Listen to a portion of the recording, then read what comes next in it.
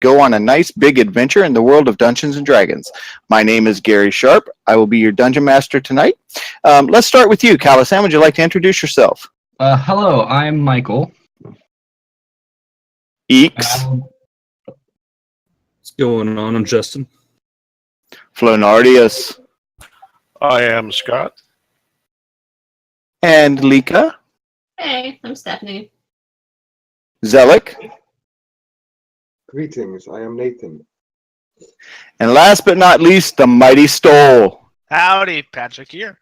If you guys are just joining us, this is our third broadcast. We're just kind of testing the waters right now, trying to get the technology, all the bugs worked out and everything. Basically, what we do is we play Dungeons and Dragons on Friday nights. I'm more of a rule of cool dungeon master. Not so much worried about the technicalities, just getting the narrative right and everybody having a good time. And hopefully tonight we'll all have fun. The story so far. You guys have defeated apparent leaders of a group of cultists who live just outside of the town in the farmlands. You are residing currently in the town of Philium, which is in the southern hemisphere of the continent of Earth, on the planet Illyria. It's a small town, kind of a backwoods area, what you would think of as kind of a hillbilly style town. You guys have all come in from different areas. You have decided that your next course of action is to overthrow the town magistrate, who you have come in contact with on a few occasions, and a couple of you have seen him speaking to a disembodied head through a kind of a looking glass in his office. You couldn't make out exactly what was being said, but it was enough to make you leery of him.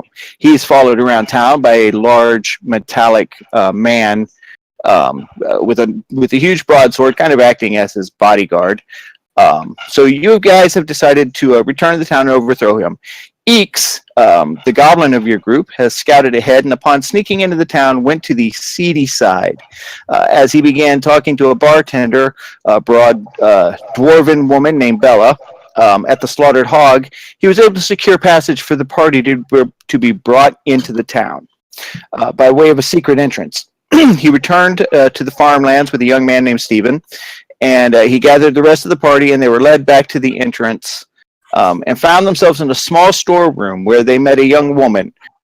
She had long red hair. She was thin, tall.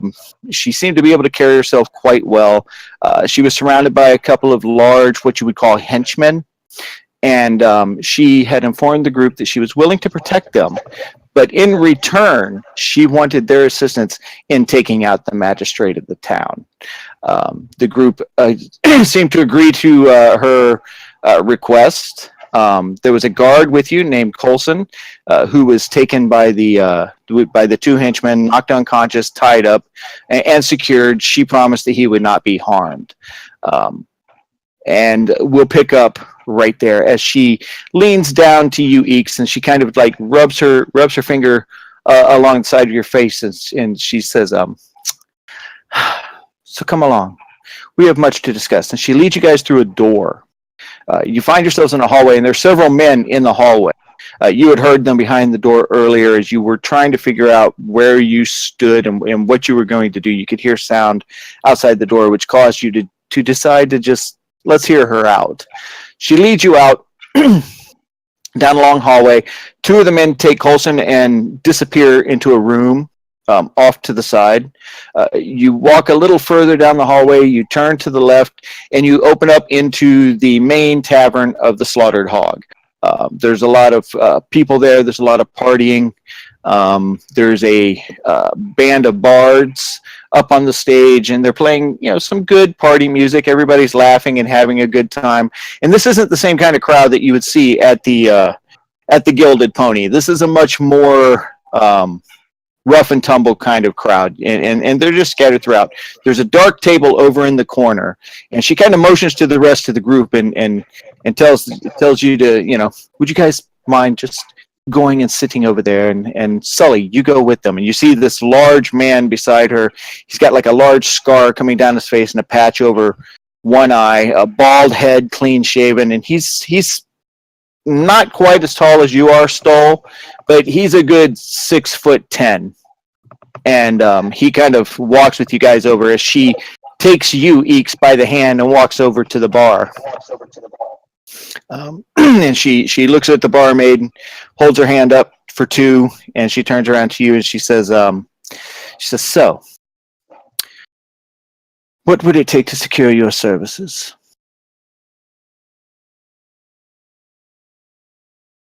Gold. Exactly how much? Well, that depends. Are you wanting the magistrate alive or dead? And she kind of turns to the side and she, oh, the things I would do to that man if we caught him alive. But I don't think that's something that would be possible. Dead would be good. Preferably publicly, if possible. Public. Like displayed publicly, or like you want him killed in the public's eye? How much for both? 2,000 for a public execution. 2,000 gold. Ooh, that's mighty steep. We're kind of a backwoods kind of town, but I think I can arrange that. Now that's 2,000 for the whole party, not per person, correct?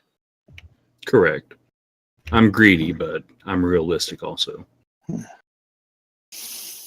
the bartender comes over and she plops 2 drinks in front of you, and she hands a glass to you and raises hers, and she says, 2,000 gold, and the magistrate's dead before dawn. Agreed. She clicks the glass next, against yours, and she says, "Come, let us join your fellows." And she walks on ahead to you, and you guys go over to the table, and she sits down, and she begins making plans with you. She starts talking about how they've monitored the comings and goings of the magistrate when he leaves his home. Usually at about 7:30 in the morning, he can be seen going into the castle outside of town to set up to begin judging and ruling over the city. And the guard, she says, has never left it, is never far from his side. And she says, "We tried to do this about 2 weeks ago, and I sent 3 of my best men, and that damn beast cut them down right where they were, just with one swing of that damned axe of his. Where could he find a man of that size and stature? Is he one of yours?" And she looks over at Stoles. "Is he from the mountains like you?" I couldn't tell. Well, me and the redheaded fellow have been up close and personal with that monstrosity, and I will tell you, there is no man in there.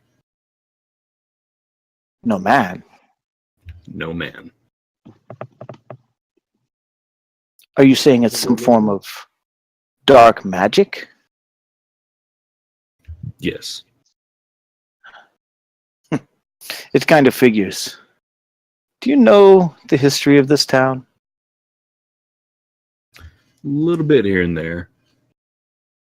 What have you heard? I've mostly kept to the outskirts. Let me tell you the history of Filion. Before people came to this town, it was ruled by druids. It was a peaceful area. The druids came and went, worshipped their gods, the old gods. She kind of gets this lost look in her eye, the true gods.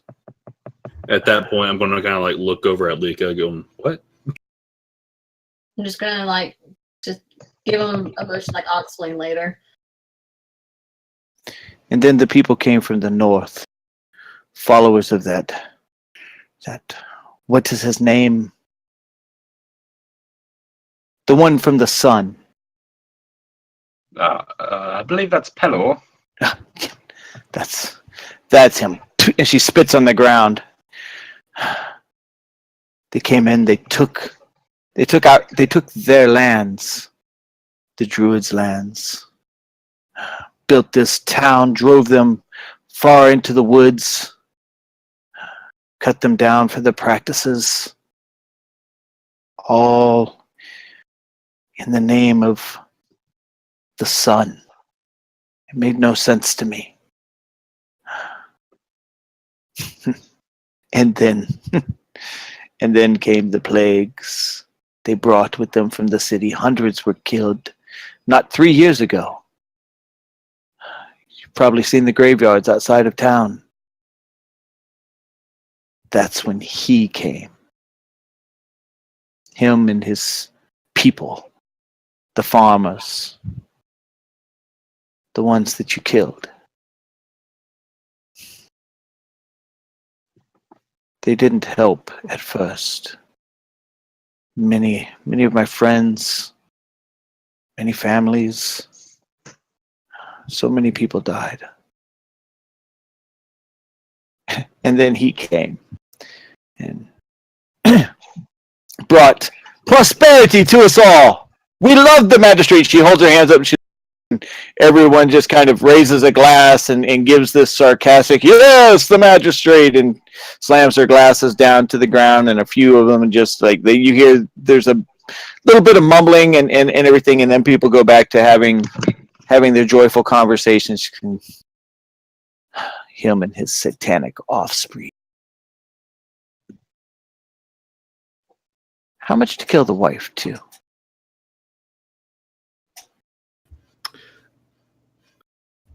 I don't deal in women and children. What has she done? She gave birth to those demon children. Have you seen them around town? The way they treat others, throwing their weight around. They've got nice bedrooms. They should offer the backs of our people. We believe the best time to strike would be morning, as soon as the sun comes up. And she begins to describe a crossroad. When you leave his house, right before you get to the Gilded Pony, you see there's a crossroad where there's a bookstore and a small potions shop. She says that is the best place to attack. There's lots of room to hide. You could just ambush him from the sides. We would do it ourselves, but like I said, we're not skilled fighters like you seem to be.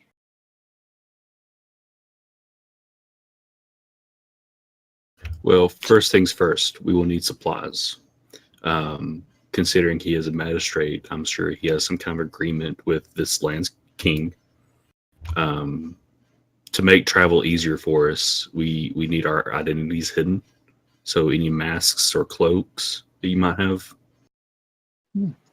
I think we can arrange something for you.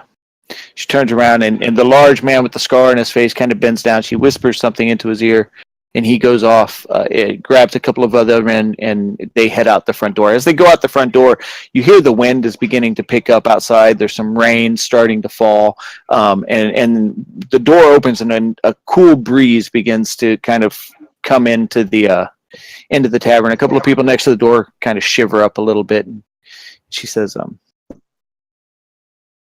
"We've got a place for you to rest tonight.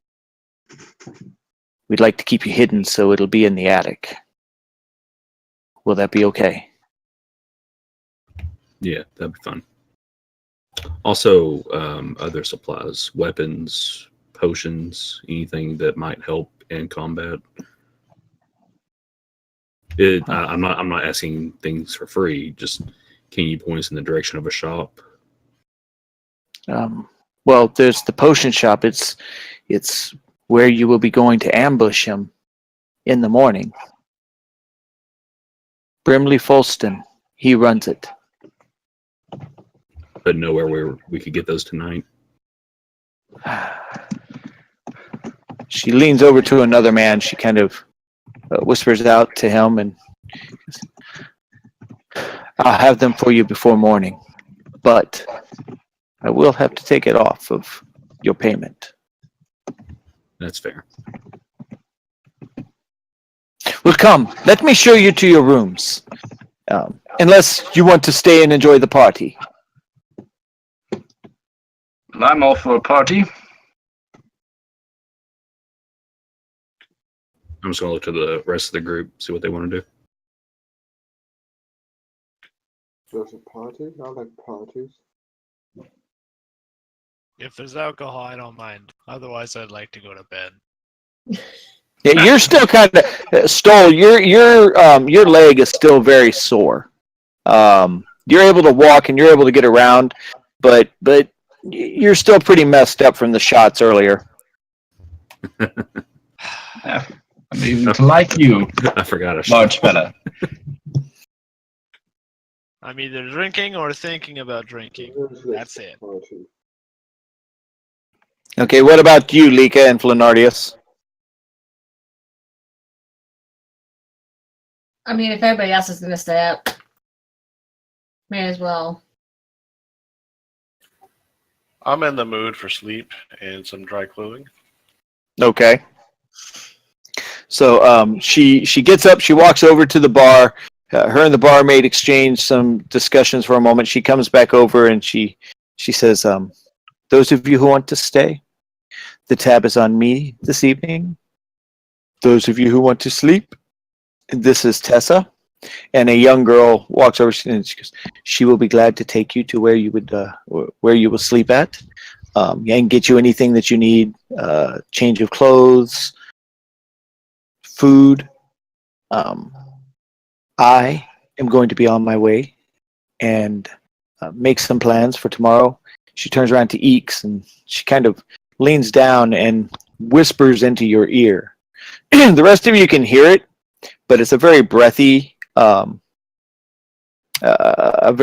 whisper. And she says, and perhaps when this is done, you and I can have a further conversation. She stands up Eeks is aroused. and she begins to. She starts to walk away. She looks over at the group and she lets her eyes fall on Eeks just a little longer than the rest of the group, and she kind of gives you a smile and disappears, meeting up with the three men that she had dispatched earlier. Before that, I'm going to run after her real quick, and I'm going to ask her something. I have Yes. I need to get rid of. These are items that any normal shop won't be able to take. Is there perhaps a fence around? Oh, of course. And she points over at a very pale, pasty-looking young. He's a young man. He's got a little bit of a twitch to him. Sitting over in the corner, he is surrounded by a couple of people. But you do notice on the side of his waist is a pretty heavy coin purse.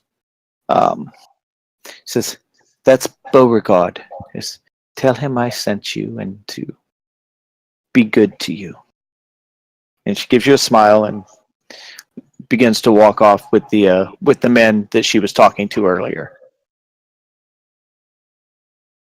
Okay. I'm going to make my way over to him.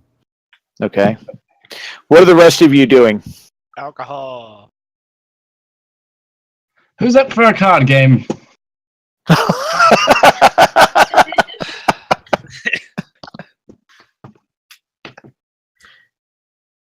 Yeah, and Yes? I just pull out a deck of cards and I'm just sort of shuffling through them, just sort of naturally. I have never seen cards in my life. What do I do with them?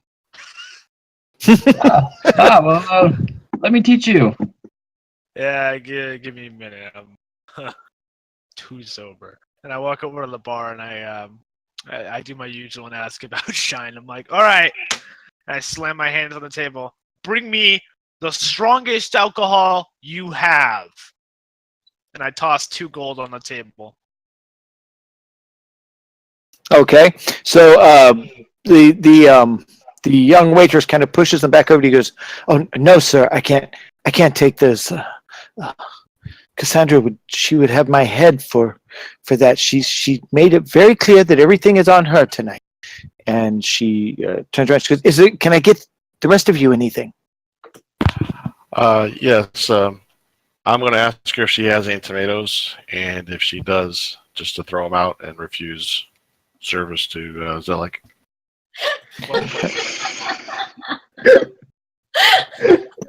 She kind of looks at you, kind of confused He's for a a monk. moment, He can't drink. and she looks at the drow, and she looks back at you, and she's okay. What about you, miss? I'll just have an ale. An ale. And for the monk? Just get him juice or something. Make sure he doesn't get any silverware.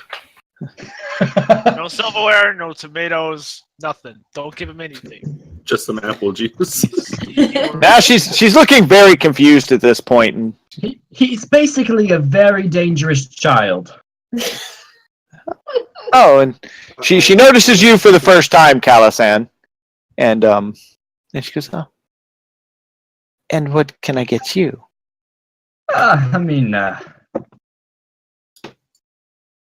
Your He'll choice. have what I'm having, and I slap him on the back.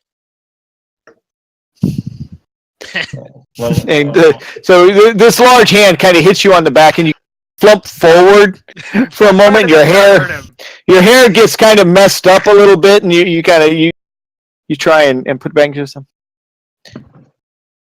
Okay, I'll be right back. And she goes off to the bar, and she's gone for a few moments, and she returns a little bit. Eeks, you approach the man sitting over in the corner, and as you approach, a few of the people that are around him are kind of looking at you like, what's this goblin doing here? Some of them give you kind of some dirty looks, and all of them get up and leave the table. Underneath their breath, you hear a couple of them going, "Who the hell let that in here?" As they kind of walk away, but he sits there and goes, "Oh, please. Have a seat. My name is Beauregard. How are you? I'm all right. What can I do for you today?" Got some items I need to sell. I was told that you're purveyor of odds and ends. Been known to dabble in some things that aren't quite kosher with the local authorities. What have you got? I'm going to pull out 2 ornate gold necklaces, 1 more ornate gold necklace, and 1 super ornate gold necklace, and then 1 golden idol of Kelemvor. He kind of sits up for a moment, and he looks a little uneasy as he's peering over the stuff, and he kind of reaches out with a shaky hand to touch some of the items. He goes, "Where did you get these?" Never mind. I don't want to know. I don't want to know. Just know the people who I took them from, they're not coming for them. I'm sure they're not. Okay, let's see. Let's see. He picks up the idol, and he kind of holds it in his hand for a moment, and he actually reaches under the table, and you see him pull out a scale. And there's some lead pieces of lead that are on the bench next to him, and he begins to pile them on, and he can't quite get it to tip. The statue is very heavy. He looks at it and goes, I'm just sitting there rubbing my hands together, all excited. "Can I hold on to these just for an hour?" Why? "I need to consult my compatriots." Do I believe them? Do an insight check.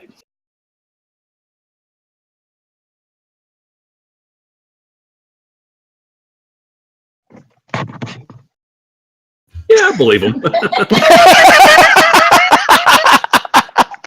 seems I mean, legitimate.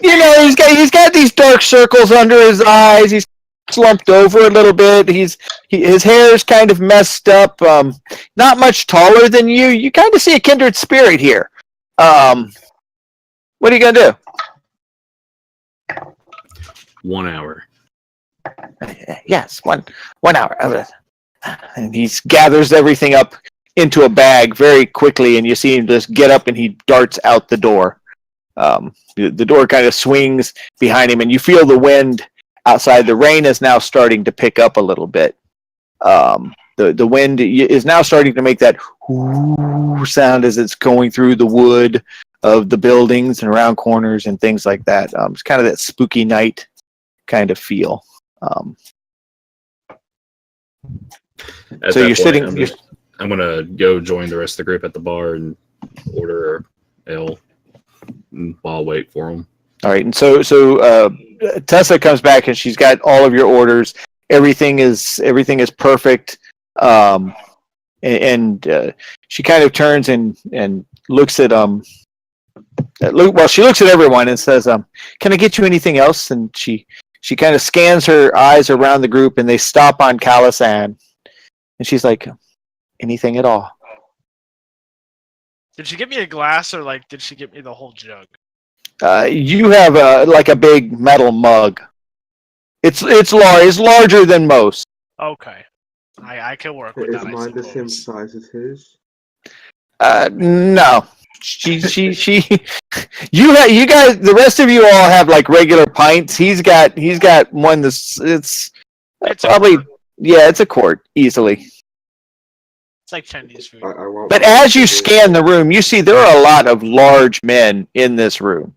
No one quite Stoll's size and stature, but big burly men, and they all have similar mugs. Do I have a big mug? You have a little mug. And apples. I want. I'm going to ask her if I can get a few bigger mugs. Full of apple juice. Excuse me, ma'am. Could I please have a mug as big as this guy's right here, pointing to stool? And the same as him, please. Sure. And she goes and she comes back and she just sets a mug down in front of you. Empty. Just an empty mug. It's yours. And she looks at everyone else and goes, "Can I get you guys anything to eat?" Do you have any tarts? Yeah. No, I'm afraid not. Closest thing we've got are these pastries that Millie makes, and you look over and there's this old woman over there who's got like black teeth and her fingernails are kind of greenish and her hands are pretty dirty. But she looks over at you and she holds up this muffin, and the muffin looks really crusty and kind of falling apart, and she gives you this toothless grin, this is like she's got summer teeth, some are here and some are there, and and she's just like Ah, Do you have any salads with tomatoes? Oh no, I was already told by these two gentlemen you are not getting any tomatoes. I'm assuming it's an allergic reaction. I don't want the yes, that's exactly what it is. An Yes, allergic exactly. reaction. He'll die. Right there, right on the spot. That'll be on you. We're trying to protect you. Can I take a sip of my my drink and try and figure out what it is? Sure. Do I have to roll anything? For that? No, I don't know. Are you unable to pick up a mug? No, because I take a sip. I want to Damn. know what the drink is, so I know what to ask for to mug. buy the whole jug. All right. Well, you'll know if you like it. And so you take a drink, and it's kind of a raspberry liqueur, very sweet and very smooth going down. Like there's no burn. Ah, Yes, Nathan. Yours is the same as his. Yes, Alec. this is excellent. I'm going to down mine while staring directly at him. You're going to stare directly at who? Still.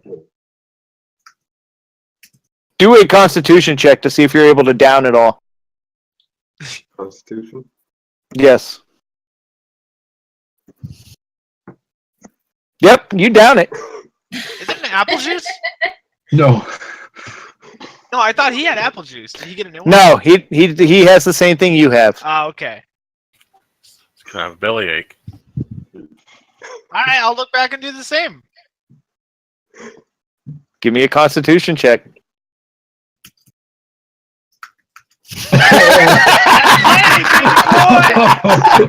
Oh my god. Skull picks his giant mug up and he just slurps it down and slams it down on the ground. And everybody else's mugs kind of rattle as he slams it down on the ground. Stick The music is now kicking off, by the way. The party is in full blown. I don't know what a bloom is, but it's in full. What is the bartender's name? Her name is Bella. I'm gonna call over. Hey, excuse me, Bella.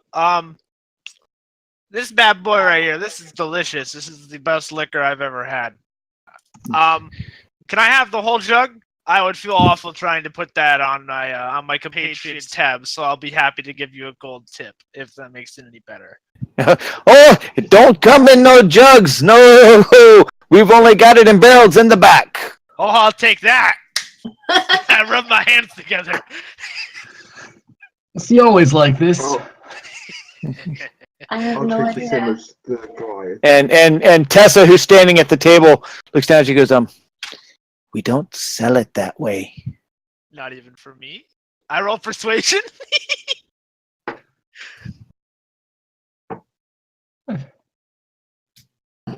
And Bella kind of walks over from behind the bar and she goes, 750 gold. Okay, never mind. I'll take another, please. And she kind of gives one of those, it's what I thought. And she Okay, well, please. goes back behind the bar and she comes, Tessa follows her and comes back with two more. And this time, Zelik, she does bring you a full large mug as well and sets it down in front of you. What are the rest of you doing? I'm just gonna. Who was the person looking at me? That was Tessa. Tessa. All right. I'll just put my hand on her arm and be like, "I'll let you know if we need anything else." Be sure you do. And she turns and she just walks away and begins waiting on other tables. Flanardius, you notice that the band is playing one of the Ungrateful Living's songs. They're doing a nice cover, and you're actually pretty impressed with how well they're doing. Eye of the Tiger. Oh, my favorite. All right. I start telling everybody, I know who made this song, and I start to walk over to the Bard group and signal that I want to get up on stage. And they see you coming, and they just like motion you on up, just like it's an open mic night. Come on up. So you step up on stage. Do you have your bagpipes with you? Yeah. When do I not have my bagpipe? So the guy playing the bagpipes, he sees you walking up, kind of, he waits for you playing. Give me a performance check. Okay, 1 second. Natural 20. I'm not that kind of bard.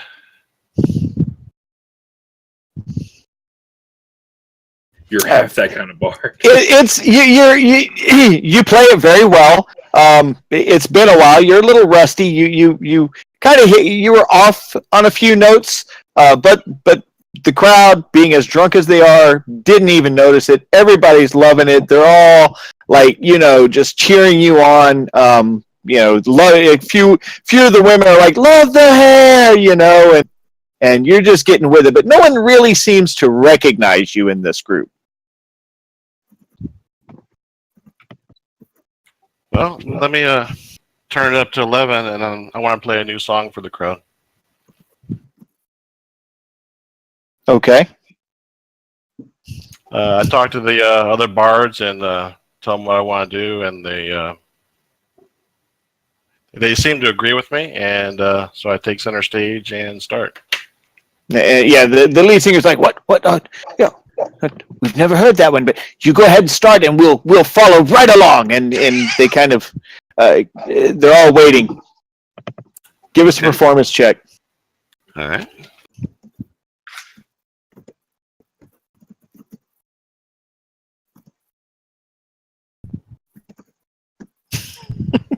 Pretty consistent. Yeah, you are.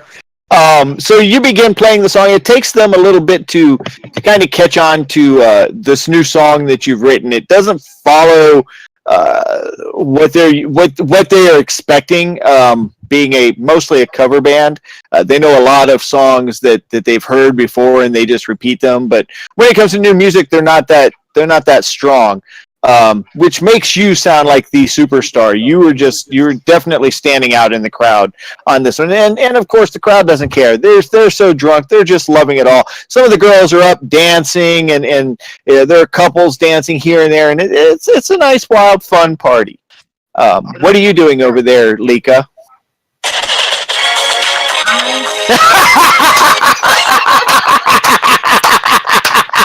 Copyright strike. On bagpipes. On bagpipes. This man is a prodigy. I turn around and my eye starts watering. A single tear drips down my cheek. And I wipe it solemnly. Are you two gonna chug again? Are there drums up on stage? Like, is there someone up there playing drums? Oh yeah, there's definitely percussionists. I'm gonna walk up. I'm gonna leave my drink. I don't really care anymore. I have nothing to prove. And I'm gonna walk up to the drummer and be like, "Hey man, mind if I give this bad boy a try?" And I'd like to roll persuasion. Yeah, go ahead. Roll persuasion first. So you guys see Stoll kind of step up from the table, and he makes his way forward in the crowd, and people can't help but notice him. Goliaths aren't very common in this part, so they watch him approach, and he comes up onto the stage, and Flanardius just kind of gives him a wink and moves to the side as he walks over, and he looks at the guy on the drums. He's like, "Can I play on your drums?" And the guy. What? Exactly what he said. Why do I sound like Chef? And the guy, he just kind of stops playing and kind of just nods up and down, gets up and moves away from the drums. You don't even walk around him. You just kind of step over the drums and squat down. And as you sit down, the seat that he sits on is just kind of, and you feel it kind of wobble underneath you. Give me a performance check. Wait, first I'm gonna take. I have a sash that I wear right below my neck. You can see it in my photo. I'm gonna take it off. I'm gonna tie it around my head like a bandana. Oh Lord! Damn! I scream out, and then I do some sweet drumming. Oh man! And it is amazing how good you're just like keeping right. Helps the other people. The other members of the band kind of get into step with what Flanardius is doing. Flanardius, you're just dancing and playing and singing, and everyone is so completely impressed with you. The group, especially, they're all just like, "Wow, who is this guy?" Just a completely different Flanardius than what they're used to. So, Lika, you're just what are you doing? Just sitting there and sipping on your ale? Yeah, she's trying not to end up in jail twice in 72 hours, so she's just chilling, watching everything. Okay, give me a perception check.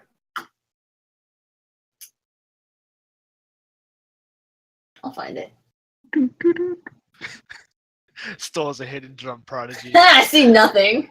Yep, you're enjoying the you're just enjoying the show. You're actually caught up and you're kind of surprised with yourself. As I'm kind of watching for that guy to get back with my stuff, would I also kind of be helping her with that? Like, just not really like helping her actively, but looking. You can be, yeah. You would be the kind of guy you would be wanting a crowd like that.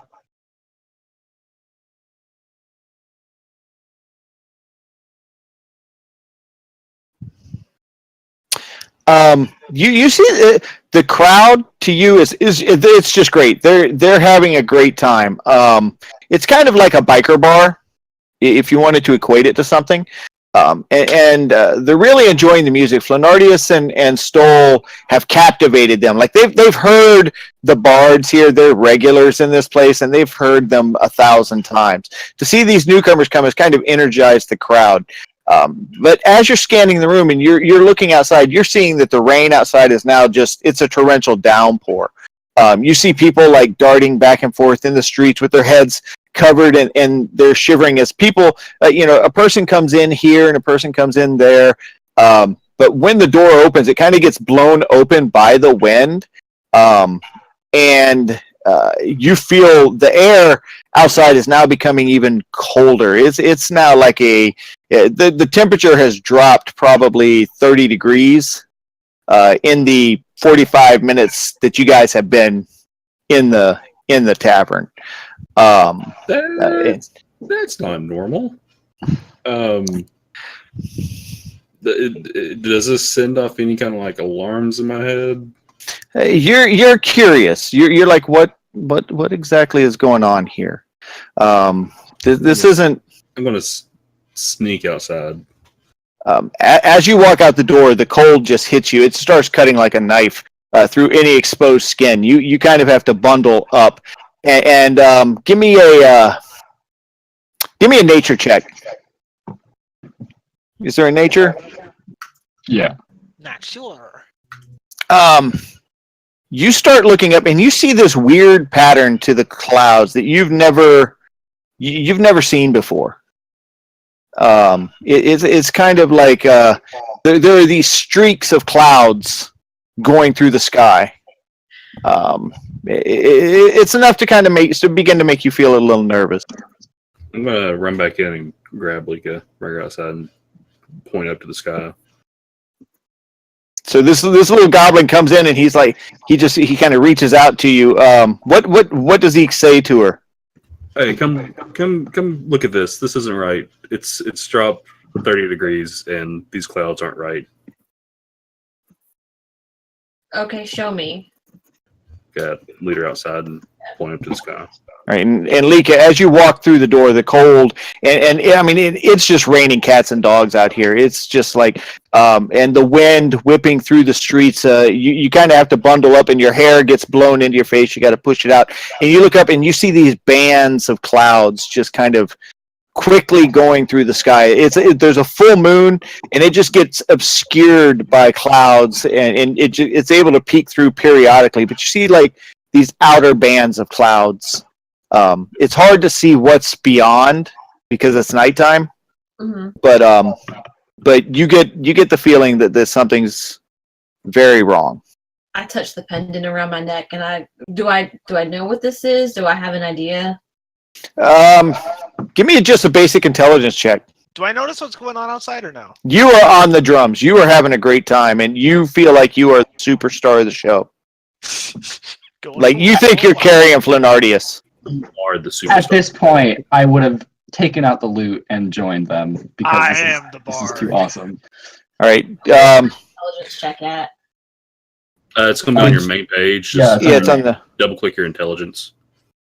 Yeah, yeet. Yeah, you definitely know this. You know of storms like this. We haven't had any on this continent in a long time, but the word hurricane pops into your head. Hurricane. Great. But you don't ever remember hearing it equated with such a cold wind. I'm gonna look at Eeks and just be like, I think we need to tell the others this doesn't look good. Is this an attack? I don't know. Do I know what hurricanes are? You haven't rolled a perception check. You're kind of listening to the band. You're kind of wrapped up in the moment and waiting for Stoll to get back so you can chug with him. Like you're wanting to drink this giant under the table. Okay. Calisan, give me a performance check. Awesome. I just want to chill and get drunk, man. Why is it Dang. I'm gonna run back in, grab some parchment, and like just scribble real quick. Yeah, hurry up, come outside, and show it to Flenardius. I'll be standing outside watching it, trying to like, what is going on? Flat Earth. All right, so let's go with Calisan first. Calisan, you're really getting into. You get up and you've kind of got that kind of groove going on as you're walking toward the stage, and you're playing your lute, and it's good. It's not as good as these professional performers, but you're doing quite well as you kind of work your way up on stage, and you're standing next to Flonardius, and you guys are really getting into a groove here, and you begin to think, hey, maybe we could take this on the road. This might be a way to make a little bit of money, you know? Zelik, give me a perception check.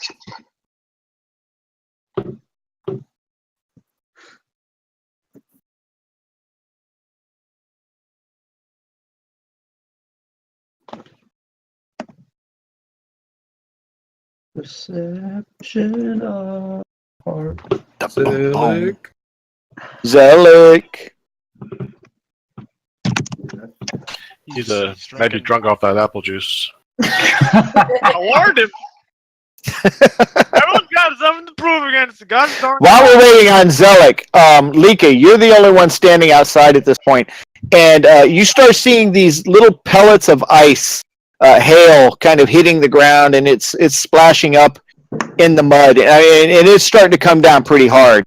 This hail is, and Flonardius, as you're playing, you guys can start hearing the hail, and it's almost it's beginning to you're competing for the audience's attention at this point as this torrential hail begins to fall, and then it starts to slack off a little bit, and then you hear just a pow, and a hole appears in the ceiling, and there's a divot in the floor right in front of the stage, and as you look down, there's this baseball-sized chunk of ice sitting in the ground.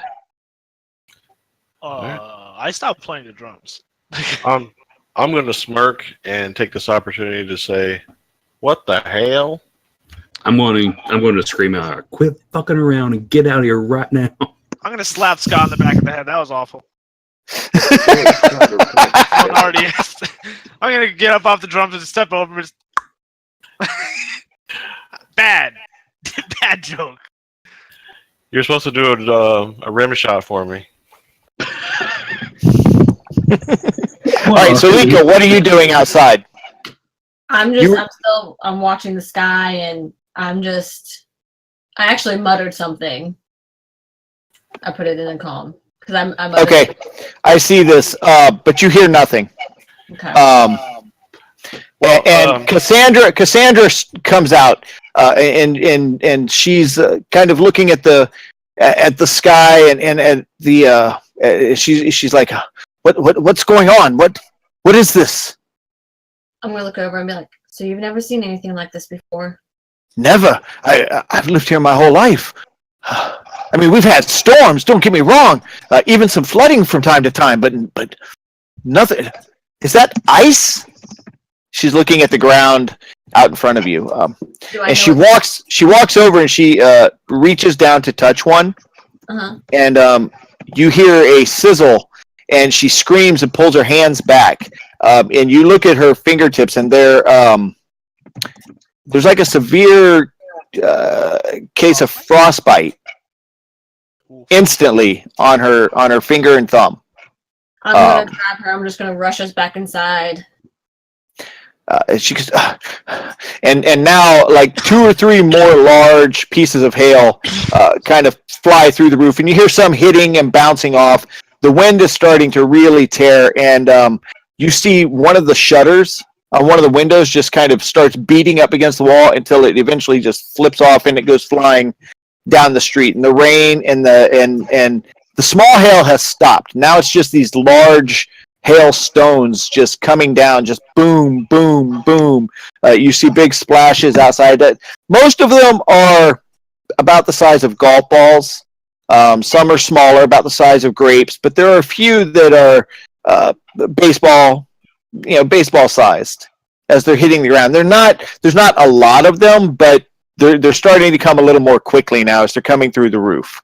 And you hear a bell ringing at the far end of town, up from what you can tell where you're at, and actually, I need everyone to do a perception check to be able to tell where the bell is coming from.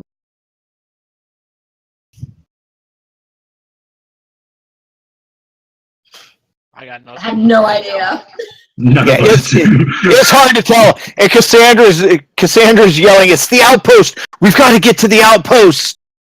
Which is really the only stone structure in this town. Is it our basement? You see people beginning to kind of run. You see families running down the street, heading in that direction, and you see one or two people like get hit with one of these hailstones, and most of them are just like hit in a way that it deflects off of the shoulder. But you see them fall to the ground. They get up. Their families are helping them up, and they're kind of holding their shoulders as they're trying to get in that general direction. Am I outside right now watching this?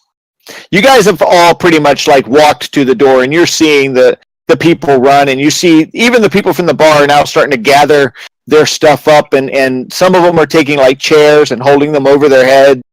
A couple of them grab a couple of the tables, and they're holding them up. And they run out and they start like gathering people with like children and things, and they're trying to shelter them as they're heading. Everybody's heading in that same general direction. You said Can I that, look- the kids there fell, right? I'm sorry? Go ahead, Eeks. Is there anything like laying around that I could kind of use as a shield? Give me a perception check. I like to do the same. Okay. Like nothing like major or anything. Just Both of you look over and you see that the only thing really left are some of the long tables that are there. Make it work. All right, get underneath me, Eeks, and I run over and grab one, and I toss it up over my shoulder. It weighs less than 300 pounds, right? no, I'm gonna Oh, tell yeah. him. I'm gonna tell him Alright, like it's- smash it into a few pieces. We Stole can get smash. more people there if I have them over me. Come on. Stole Not a problem. smash. Stole smash. Just Let's trust go, me. people. All right, Zelik. So you see you walk over a baseball-sized chunk that's in the middle of the floor. Do an investigation check or do a nature check. Not two. Yep, that's it. You start to reach out and touch it, and you can feel the cold coming off of it, and your skin begins to sting just getting close to it. You reach over and you take you see a plant sitting over by the corner. You break a leaf off and you touch it to the leaf, and the leaf just starts to burn and turn black, like it's freezing. Okay, I'd like to put it in a bag. You want to put it in a bag? You scoop it up. You see like a large spoon sitting on one of the tables, and you scoop it up, put it into the bag. How are you going to carry the bag? Because I have a big-ish bag, I'm throwing it at the bottom of the bag furthest away from me. Okay. All right, so you put it back there. You throw the bag on. What are the rest of you? I'm going to just take one of the chairs, break the back off of it, and use that as a shield. And I'm going to dash out of the tavern towards where I feel like the clouds are coming from. Okay, so you're going to go to the other end of town? Yeah, like I'm just looking for anything that might be causing this or anything like that. All right. And so give me a perception check with disadvantage. I'm gonna grab something to cover my head, seeing each run, and I'm just gonna follow him. All right, give me a perception check. God damn it, 17 is fucking. Give me a perception check, Lika, to look for something to grab. I find nothing. You guys are great. Think I could break the walls off if I try hard enough? Those guys are starstruck. So- How big are the tables? Lika not wanting to. The tables are about 8 foot long and 4 foot wide, like a big sheet of plywood. I'm gonna grab. But they're thick wood. Like it's made of boards that are like nailed and roped together to hold them in place, kind of like a picnic table type of thing. An archaic picnic table. Okay, I'm gonna quickly bash the legs off both of them and put them together over my head, and I'm gonna start gathering people, and I'm gonna make a run for the stone building. All right, who's going with Stoll? I will be going, but I'm gonna try to find Tessa. Okay, Tessa is she's like ducked down behind the bar. I'm mostly focusing on saving civilians, and I'm trying to rush out to the group that fell down over there and got hit by the ice. Okay, so you rush out and you start shielding them, holding these. You've got 2 tables, one on each arm. Yeah, one on each side, up over me. All right, yeah, you kind of work your arm into where the ropes are holding some of the boards together to use it as a shield, but you're dragging it behind you, and you kind of shield them, and you continue walking with them toward the castle. You feel a couple of hard hits from hail on the boards, but the boards seem to hold pretty well. Flonardius, what are you doing? I'm going to stop collecting all the undergarments that were thrown at us when we were performing and try to help Stoll. Okay. So, Calisan, you're over behind the bar. You see Tessa ducked down underneath, and she's just crying hysterically. Come on, we have to go. I'm not going out there. You saw what was happening out there. If I stay here, I'll be okay. You stop. And she pulls her arm away.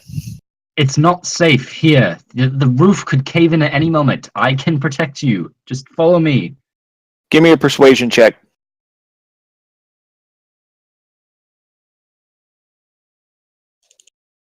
She tentatively looks up at you, and she's hesitant for a moment, starts to pull away, and then she reaches her hand out and lets you help her up and walks with you. All right, so I'm going to cast mage armor on her. Okay. Just to give her some better protection. And then I'm going to start running just with towards where Stoll is going. Where Stoll is going? All right. Yeah. And you're going with Stoll as well, Flonardius? Zelik, where are you going?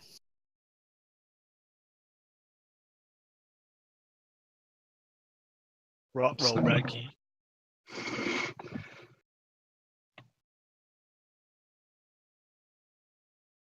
All right, we'll come back to you. Lika, you are following Eeks. Eeks is kind of like going down the street. He's got the chair up over his head as he's trying to work his way into the dark. You see him kind of stumbling around a little bit. He doesn't seem to know exactly where he's going. You, on the other hand, are sticking closer to the buildings and the overhangs, the like porch areas and the raised up sidewalk that people use to keep out of the mud and use for shade and benches and stuff like that.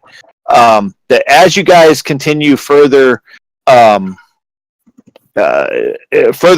toward the storm, it's just getting worse. The wind is just starting to really get hard. I need you both to do Constitution savings against this wind. Eeks is so small. Tiny man. You're doing okay, but you can feel the wind is starting to like chafe your cheeks, and you know it's starting to sting. It's starting to hurt. It's so cold.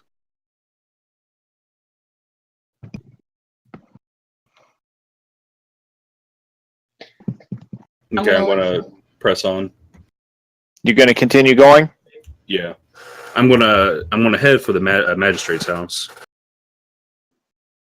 Okay, so you head south until you see one of the side streets turn, and you start going to the magistrate's house. As you walk up to the house, you see it's just getting pummeled by hail. It's just like a lot of the storm is just hitting it. Tush, tush, tush, tush. Windows are busted out. The shingles are starting to blow off the roof, and shingles are blowing off of the roof in a lot of other houses. There's a lot of debris flying through. You kind of have to duck and dodge small things as they're flying through the air. Lika, you dart across the street and you try and stick to all the overhangs that you can. Can we see if there's any areas not affected by the hailstorm? There are. You can't really tell. I mean, this is a massive storm. It's huge. But the further south we go, the worse it gets. Kind of like where it's originating from. Give me an intelligence check. is the magistrate's house getting pummeled worse than the other Oh houses? wait, no, I'm sorry. That was a save. I mean, all you really know is the storm is getting worse. You can't really tell if it's directional or not. The magistrate's house. If you look at the magistrate's house, it looks worse than the others. It's really hard to tell. I mean, this storm's really coming down. The rain's like in your eyes. The wind is blowing. The rain is now shooting at a directional. Yeah, it feels like. Have you ever stuck your arm out of a car window in the rainstorm? Mm-hmm. That's what it's feeling like right now, except it's intensely cold and the wind is blowing. I mean, this is just give me a nature check, Lika.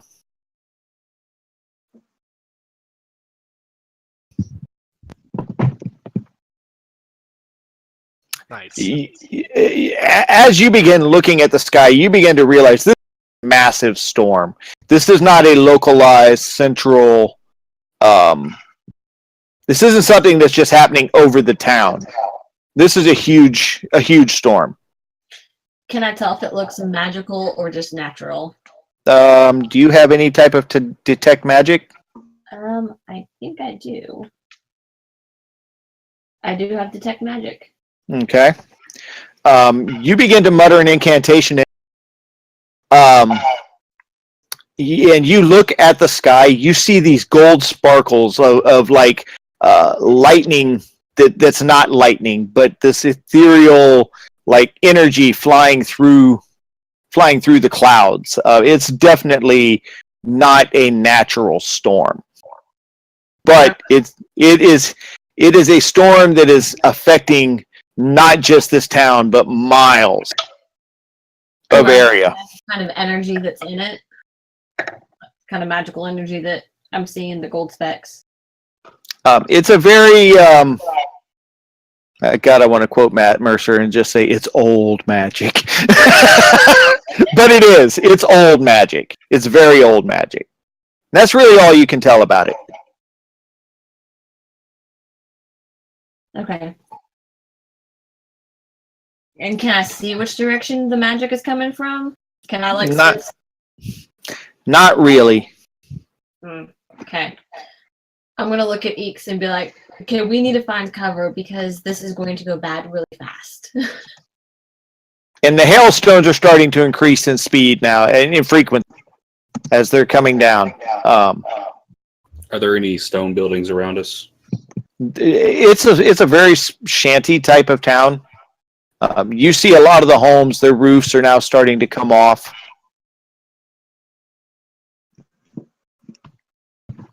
All right, I'm just going to kind of like motion for her to come back, and we'll go to where everybody else from the tavern was going. All right, so you guys begin to work your way back, and you can see everybody else. They're so far ahead of you, really hard to. You can make out shapes, but you can't really see where they are. Stoll, Flanardius, Calisan, and Zelik. You guys are approaching. You're coming out of the gates of the front of the city, and you see just droves of people running toward the castle outside of town. As you approach the castle, you see a lot of the guards are standing around it, but you see this dome of. It almost looks like a bubble where it's got this rainbowy type of effect, but you can see through it, and the rainbow only shows in certain areas. There's lightning flying everywhere now. The storm is really in full bloom. And as you approach, I need each of you to give me a perception check. Ready to see me rolling the negatives? Zero. Flanardius. As you approach, you see at the top of the building, you see the armored figure first. That's the first thing you notice. Kind of standing as if it's in a protective stance. But in front of the armored form, you see Magistrate Braunheim. His arms are outstretched to the sky, and you see around him from the distance you're at. You've seen it before on a hot day. The way the light distorts, the image distorts right above a hot rock. It's kind of emanating off of him as he's holding his hands up. From the distance, it's hard to see, but he almost looks like he's in pain. And as he's struggling to try and keep the dome of energy, this protective dome of energy in place. Is he protecting himself or the townspeople? It's a dome that's over the entire building. Okay, are Like people... there was the temple that you guys had gone into, the big building that like a town hall that you guys had gone into, and that's where everyone seems to be gathered. And the dome is over that, and on the flat roof on top is where he is standing. There are guards around him, and they're all kind of looking around, kind of scared and watching tentatively. But he's just standing in the middle, just holding his hands up, and like I said, from here it looks like he may be straining a little bit. As you guys approach, the guards standing out in like behind the protective barrier, they take this cloth that they have on their side, and they hold it out, and they start to wipe an area of the barrier, and it opens up. It kind of shimmers for a moment, and you see it kind of pull apart, allowing people to come inside, and they kind of motion for you guys to get in. Just come on, hurry! I'm gonna stay outside and head back and try and find more people. You guys were pretty much bringing up the rear of what was in town. I don't know. The where only people thing, or Eeks are. give me a perception check. Oh boy, I'm not very perceptive. No, you are not. You turn around and you look behind you, and you don't see. This is Flanarius. Can I see Nika or Eeks from where we're at? Give me a perception.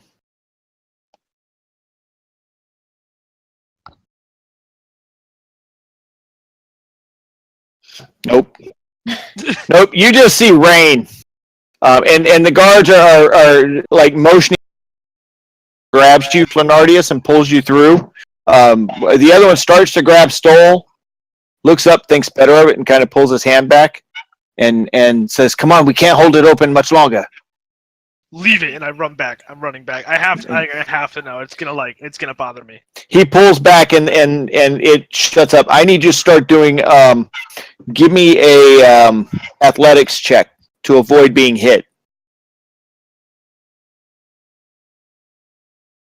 As you're running back through, you can hear like a hailstone coming at your head. You dodge out of the way here. You jump out of the way there. But the stones are starting to come much more frequently now. As you begin running back to the town, you see Eeks and Lika running towards you out of the town, just kind of hauling ass to the structure. Are there, You guys are there like crossroads, or is it just like a single road? Well, like where you're at, there's one road going into the town. Once you get into the town, the main road splits into two, and it kind of goes to the south, and the other one goes toward the east, and it goes back in through the city. They kind of curve around a little bit, and they meet in the back, not quite where the slaughtered hog was, but not far from where it was. How far is the crossroads from me? The crossroads is probably another 100 yards. I'm gonna sprint for it and just take a look down all the roads and see if I can see anyone. If I don't, I'll run back. All right. Give me a perception check. Give me a perception check and an athletics. All right. Perception.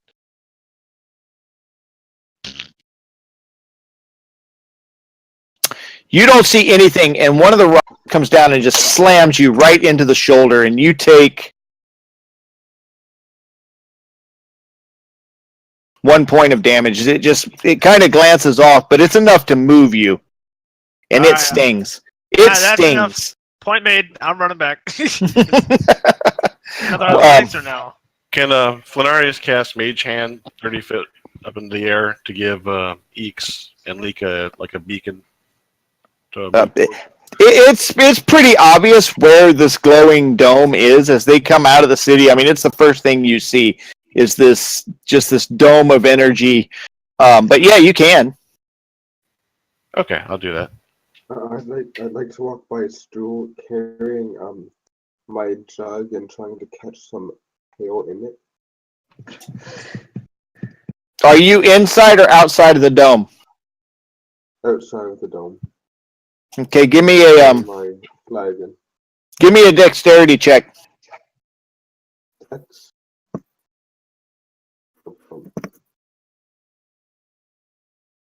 You see one coming down and you hold the jug out and it hits the jug and just smashes right through the bottom.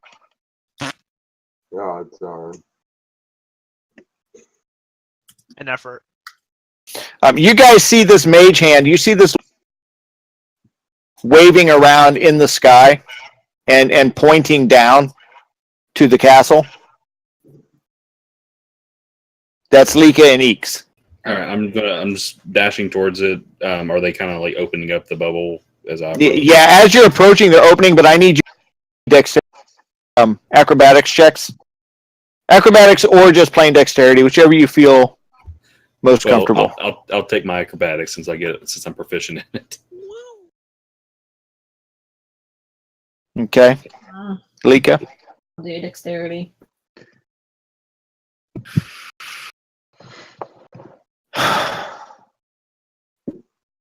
You make a mad dash to the opening, and you see the guards starting to wipe it away with this gold cloth in his hand. Eeks, you in self-preservation mode, you just start striking all fours as you're kind of monkey running out I'm through not the a thing. beast. No, but you're able to do this whole monkey thing. Lika, a rock comes and slams right into your shoulder blade as you're running forward. You take 4 points of damage, and it kind of drives you down to one knee. Stoll, you're standing back, and you turn and you see Lika fall. I'm running towards the outpost, aren't I? 'Cause I'm Yes. running back. Yeah, okay, so I'm going to catch up with her and get her underneath my shields. Just like pick her up as you're running. Well, I'm carrying 2 giant tables on each, like I have them up over my head. Drop one of the tables. I like tables. You actually okay, so you're standing there, you run by, you prop one of the tables up on your back and you reach down and you kind of help Lika up. You see she's bleeding from her from her right shoulder blade. Screw it, I tossed her up over my shoulder. I'll do a strength check for that. I am so going to resist this. Okay. What do I need to? Yeah, just a strength check. He's going to overpower the Goliath. I have a table! Oh my god. He's Fine, reaching down. Stoll kind of reaches down and tries to like hook his arm around your waist, but you roll out of the way really quickly and you kind of jump up to your feet and you kind of take a finger and point it in his face like, don't you ever try that again. And you guys work your way into the up toward where the guards are. They open the opening up, but you have to leave the tables outside. They can't open it that large. Gosh darn it, I like my tables. I'm gonna break it in half and keep half of it. Give me a strength check. Oh dear. Wait, I'm gonna use my maul. Okay. Do I still use a strength check, or is that with advantage or anything? Give me a strength check and add 4 to it. Or what is your strength modifier? +3. Just give me a strength check. Oh, Yeah, you just break it right in half. It takes you like 2 hits to really get all the way through all of the wood, and you pick one up and you look at the guard as you duck your way in through the hole and you make your way inside. As you walk through the doors to the temple, those of you who were here for the first game, this is the same room that you were tried in. But now you see just dozens of people or dozens of families all gathered together, kind of huddled together. They're all watching. Some of them are praying. You hear the name Pelor mentioned several times as they're gathered in different areas of the room. There are guardsmen handing out food, blankets, and any supplies that they can give the people. And outside, you can just hear this just kind of a hollow sound as objects strike this shield and bounce off to the side. As I'm in there, I'm gonna like hide and observe the magistrate. The magistrate is on the roof. You guys are on the bottom floor. I'm throwing my hood up just to keep tension down because I don't think we're supposed to be back in this town. Flanarius is gonna try to find Lika and ask her what she thinks of this storm. So how would Flanardius ask her? Being the scholar you are, Lika, what do you make of this storm? It's definitely not natural. Something very, very strange is going on. Do you think it might be druidic magic? That's definitely a possibility. It's very, very old magic. What are you doing, Calisan?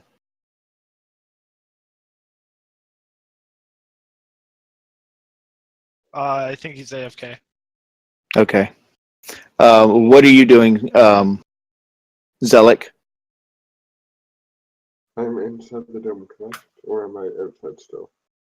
You've kind of did you come in with the rest of the group? We let them outside. He's fine. He's a monk. He can do it.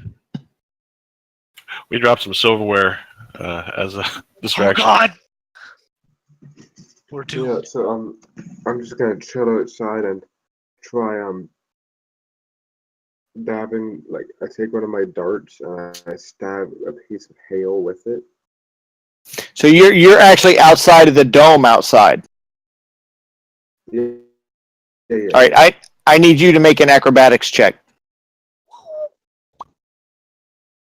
Where is Rin in all this? Rin is there. She kind of followed Stoll. She's been lingering close to where he is, kind of keeping to herself a little bit and just observing what's going on.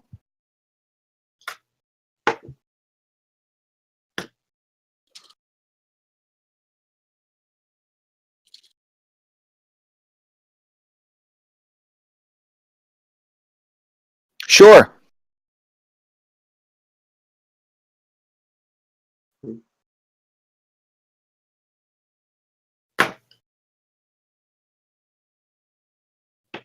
Are you going to make that acrobatics check, Zelik? Oh, I didn't hear that. Sorry, but That's okay. yeah, There's the hailstones are starting to increase, but you're able to just maneuver around them quite easily as they're kind of sinking into the ground.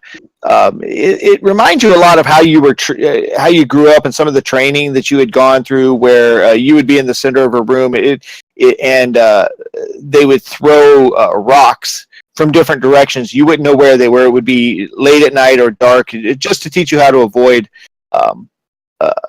thrown objects or arrows or things of that nature. You weren't that great at it when you were young, but you've kind of, your skills have kind of increased, and the adrenaline that's going through your system is making your body very aware. So you're kind of moving out of the way before you even realize that you're moving. What are you wanting to do with some of the hail? Oh, I'm just wanting to like trying to cut it open using like a dart, like stabbing it. All right, so you wrap a cloth around your hand and you grab one, feel the cold burning through the rag, but you take one of your darts and you kind of start jabbing at it like an ice pick. You break it open, and I mean, there's nothing really remarkable about it that you can see. It looks like it's just a chunk of ice. It's just intensely cold. You can begin to feel the ache in your joints of the hand holding it, because the cold is starting to sink into the bone. And you kind of drop it on the ground before it starts to do any damage. Okay, is my dart now cold?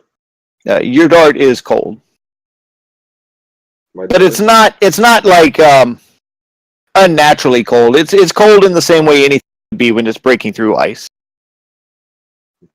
Darn. Okay. I'm just gonna chill outside of the dome then. Get it? Chill. You're going to what? I'm just gonna chill outside of the dome. All right, I'm going to need you to make another acrobatics check. Okay.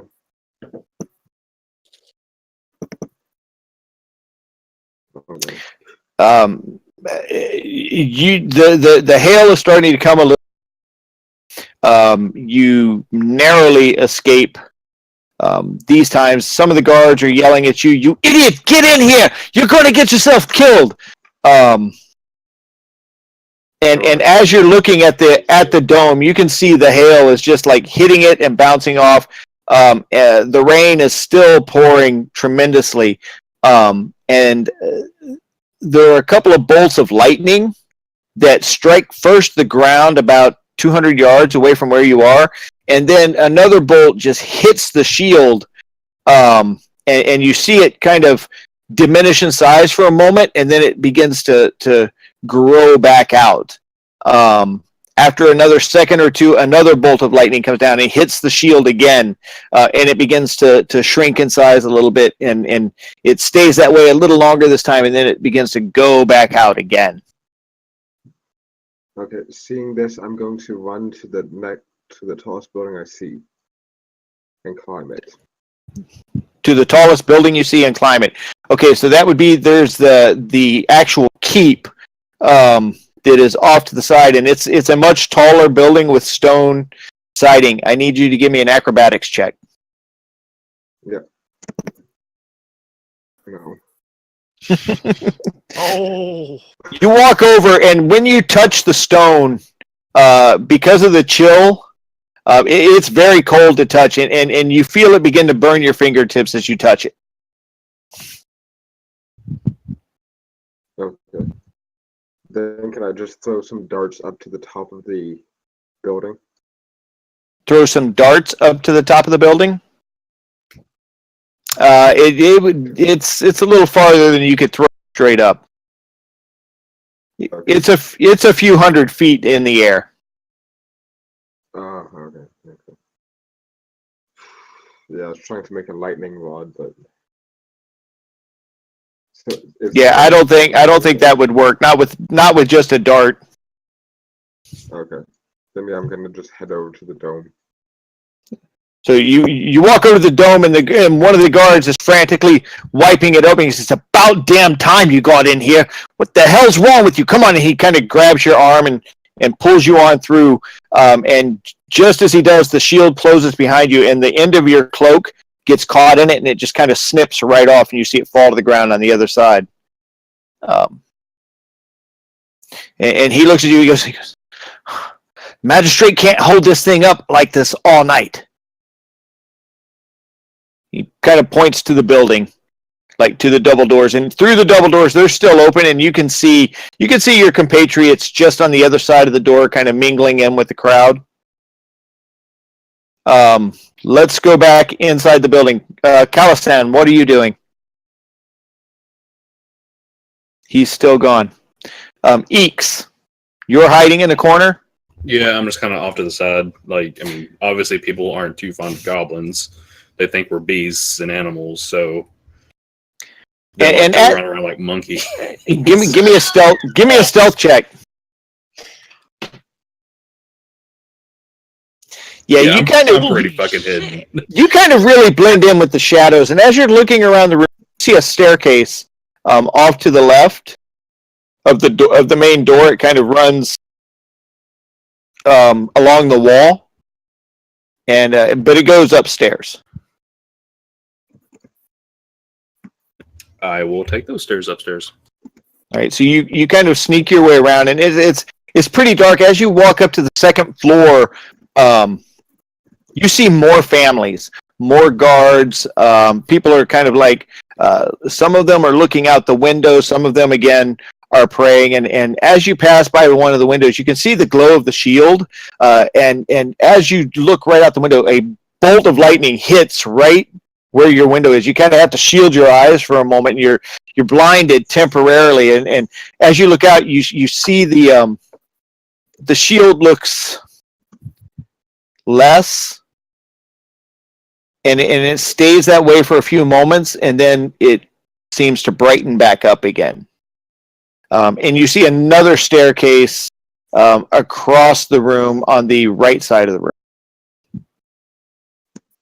I will continue. You start to walk over that way. You see a guard come down. You duck down behind a potted plant and kind of sneak your way around behind it. It's a fairly large plant. The guard walks by you. You sneak around the other side. You work your way up the staircase quietly. And as you approach the top, there's an opening, and you just barely peek your eyes up over the top. You see 6 guards. They're not in any like formal stance or anything. They're just kind of walking, pacing, looking. Their eyes are wide, and they all look scared. You see the large armored form standing kind of in a protective position behind the magistrate, who is now on his knees. His arms not quite as high as they were when you were approaching. They're kind of now starting to slope down a little bit, and you see perspiration just falling off of his face. His face is red. You can see some veins sticking out the side of his head, and the armored form kind of reaches down. You hear it just kind of, and it puts its arms under his elbows and kind of locks in position behind him, supporting his arms a little bit, but you can see definite strain on this little gnome's form. Just going to make a mental note, thinking like this would be a great place for a public execution. Okay. I'm not going to do anything. Don't panic, guys.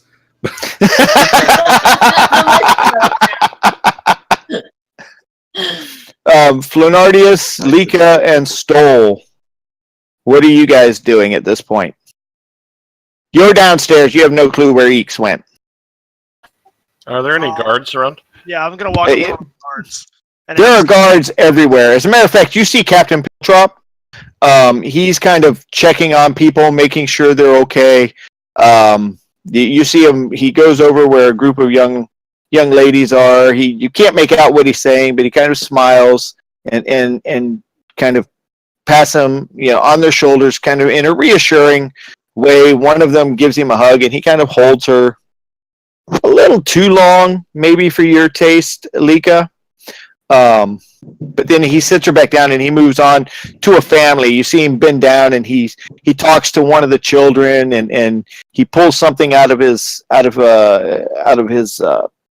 pants pocket, and he holds it out to the child, and he does a magic trick where he makes it disappear and then pulls the coin out of the kid's ear and gives it to him, scruffles his head, and moves on to the next family. The guards themselves are pretty much just trying to make people comfortable.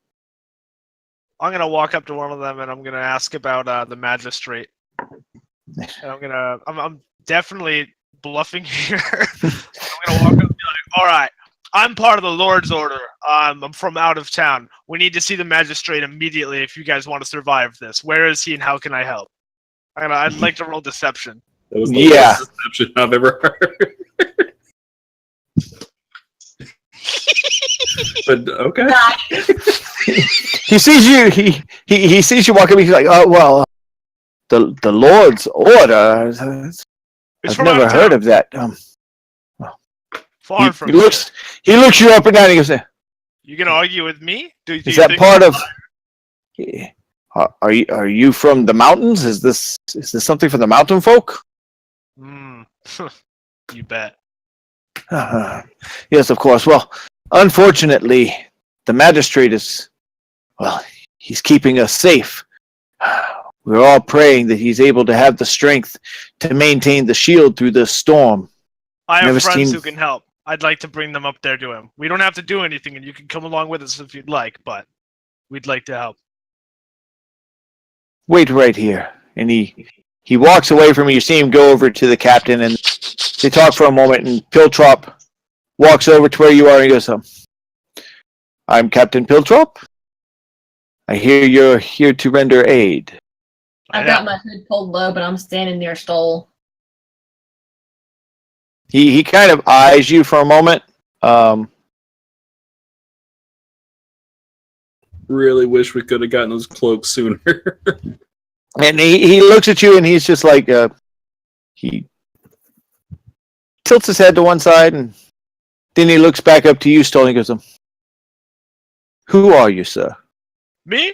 I'm Stoll Lone Runner, the one and only of the Lord's Order. And this here, and I grab Lika's head, and I'm like, this is my good friend Lelikon, and she's here to help me out and help me render aid from the Lord's Order itself. You would not know us, we're far from here, but... give me another deception roll. That's good. Can you do it with advantage since, I'm going to be helping him with this lie? Because of who you are, if you aid him, it's going to be more of a deterrent. Okay, never mind. Yes. I was gonna say this captain, he knows you. Well, would that be persuasion or would that be deception? That would be deception. Okay.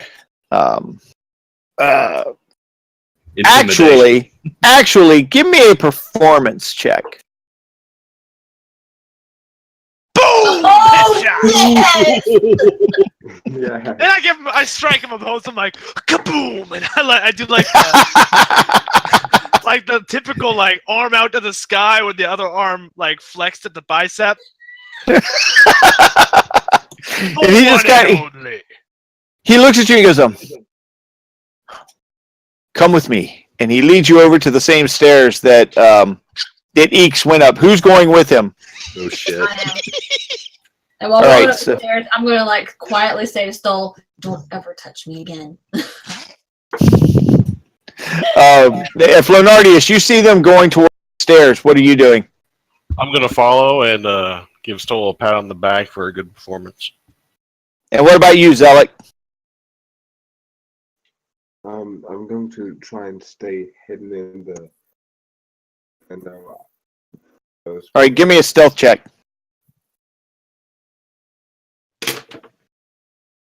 You kind of work your way off into one of the corners.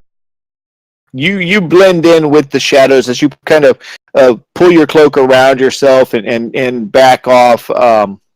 So you're pretty much unseen. Most of the people are distracted with what's going on anyway. Lika, Stoll, and Flonardius, you're led up to the second floor where you see more people pretty much in the same shape. Lightning is now hitting the side of the dome, and he leads you up. And as he rounds the corner, he sees Eeks kind of peeking his head over the top. And Eeks, you hear him coming. What are you going to do? Oh shit. Do I have a clear shot at the magistrate at this point? No! Yeah, you have a pretty clear shot. You're kind of beside him. Is there anywhere else around me where I can hide? You are in a stairway. Shot. As you go up the stairway, the roof is kind of flat.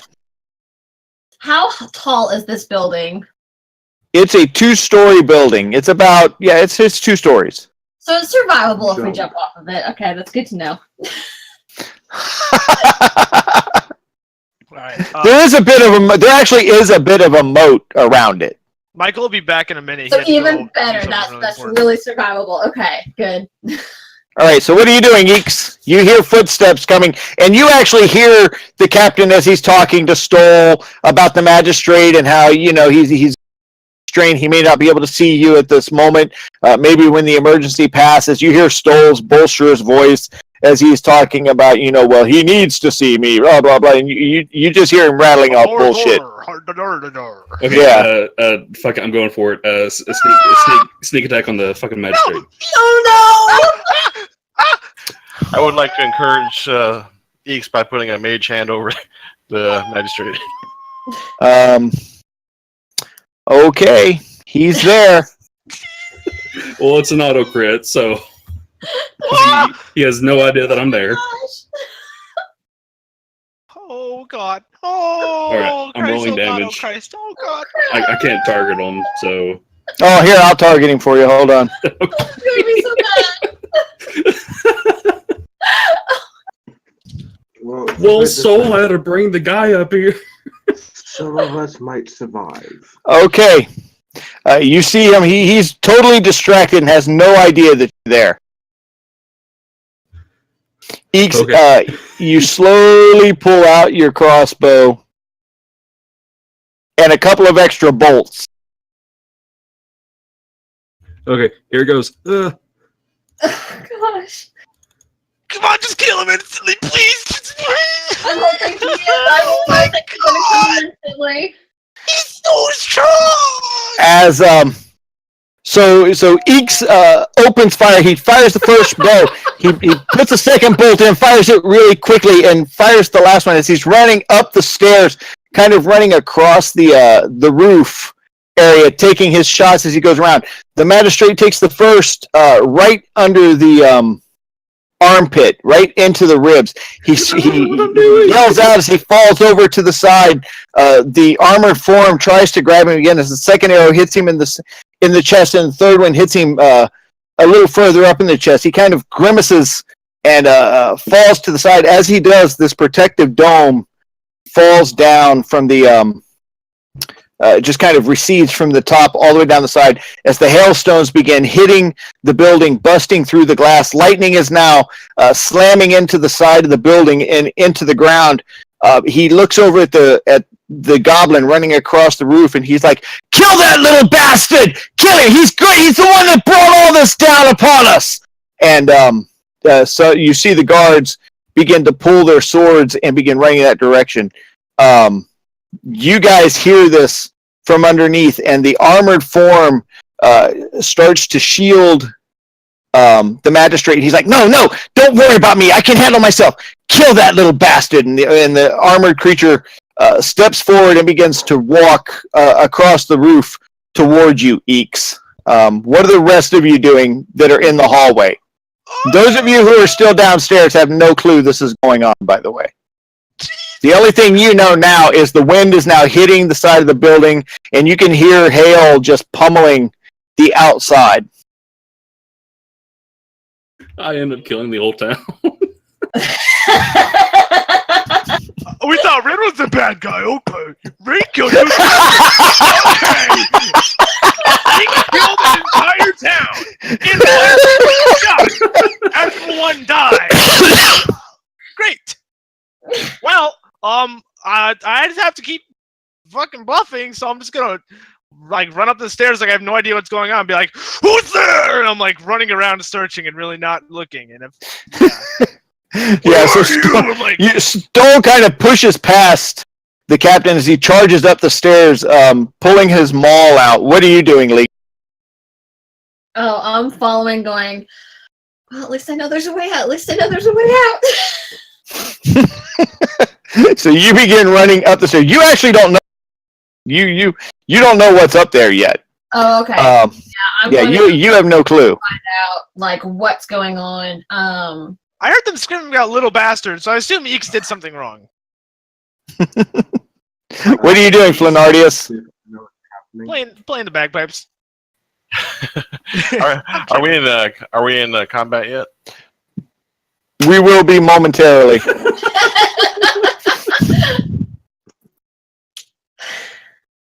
Where is the magistrate position? Is he in a position to be pushed off? You have no clue right now. You're on the second floor. You just saw Eeks. You just heard yelling from upstairs. Kill the little bastard. Out the window that was out the windows that are around you guys, you can see that the shield is now gone. You hear the pummeling of hailstones against the walls. The wind is now picked up. Some of the windows have blown out, and you see Stoll kind of push past the captain and begin charging up the steps. So he kind of goes forward and turns a corner and begins rising the steps, but you lose sight of him, and Lika follows closely behind him. I'm gonna follow Lika. All right, so you turn the corner. You're running up the stairs. Zelik, downstairs, you notice that the protection is gone. You see that you can hear the stones. The hail is now hitting the side of the building, and you're kind of backed up against a wall, and you feel you hear this boom on the wall behind you, and you feel pebbles kind of just splatter the back of your neck. And you turn and you see that the stone behind you is kind of cracked a little bit. As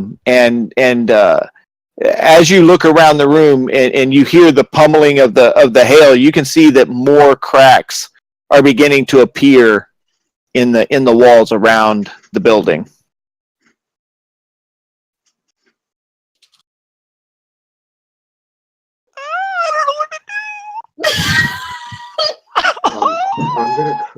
I'm gonna try and climb up the side of the building.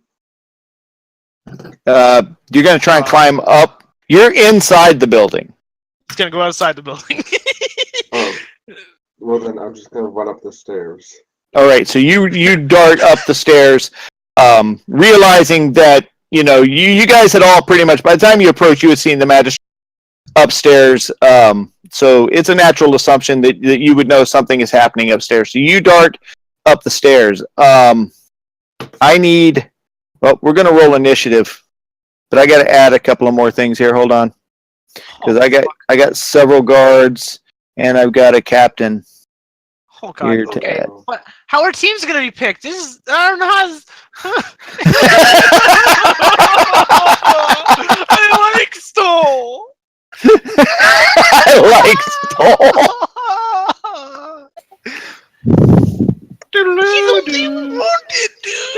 Why did you have to bring everybody up here? I was about to come. Why'd you have to shoot the magistrate, dog? He was saving the town. What's he gonna do when he sees a goblin up there?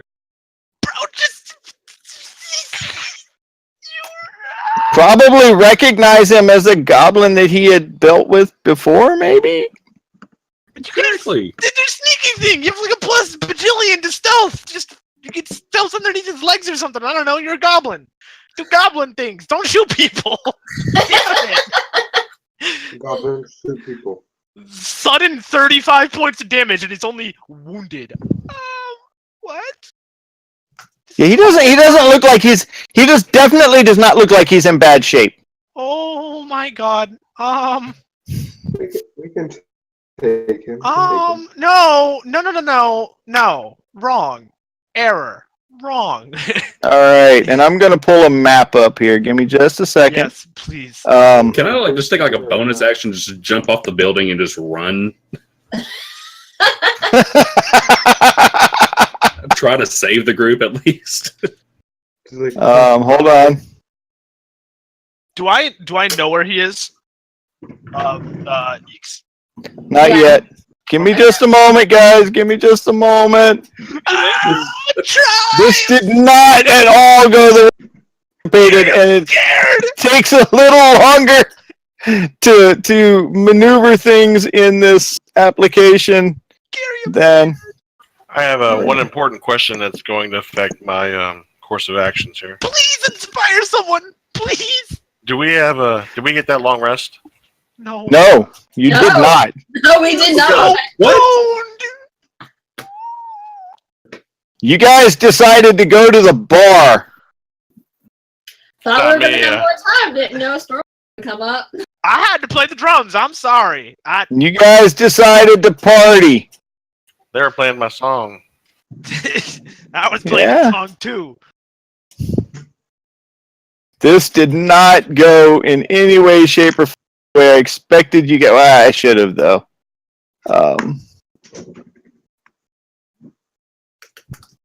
I wish this was more like Roll20 where I could just quickly draw a map.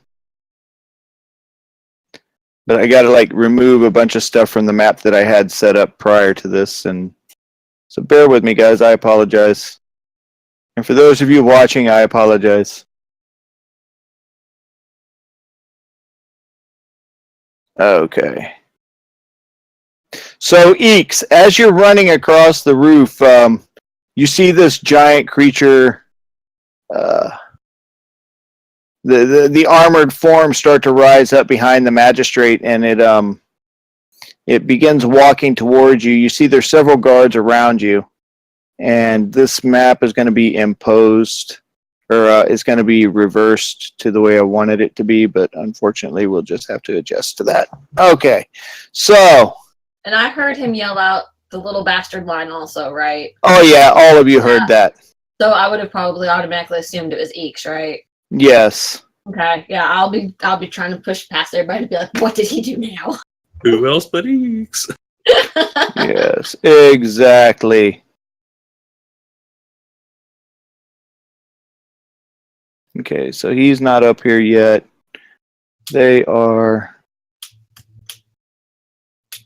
Yeah, Rin is with us, right? I mean, she would have not left, so we're assuming she's with us. Ren is downstairs. She's doing the motherly thing, tending kids.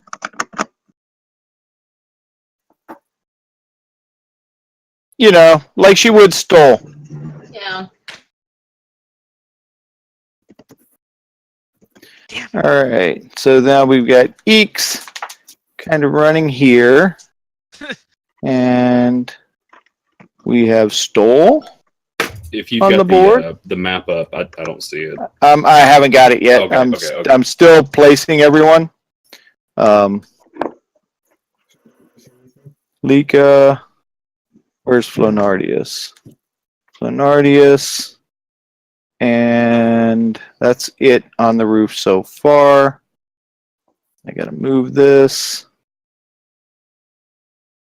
And okay. So Calasan is AFK right now. So we're gonna go straight into Magistrate Braunheim.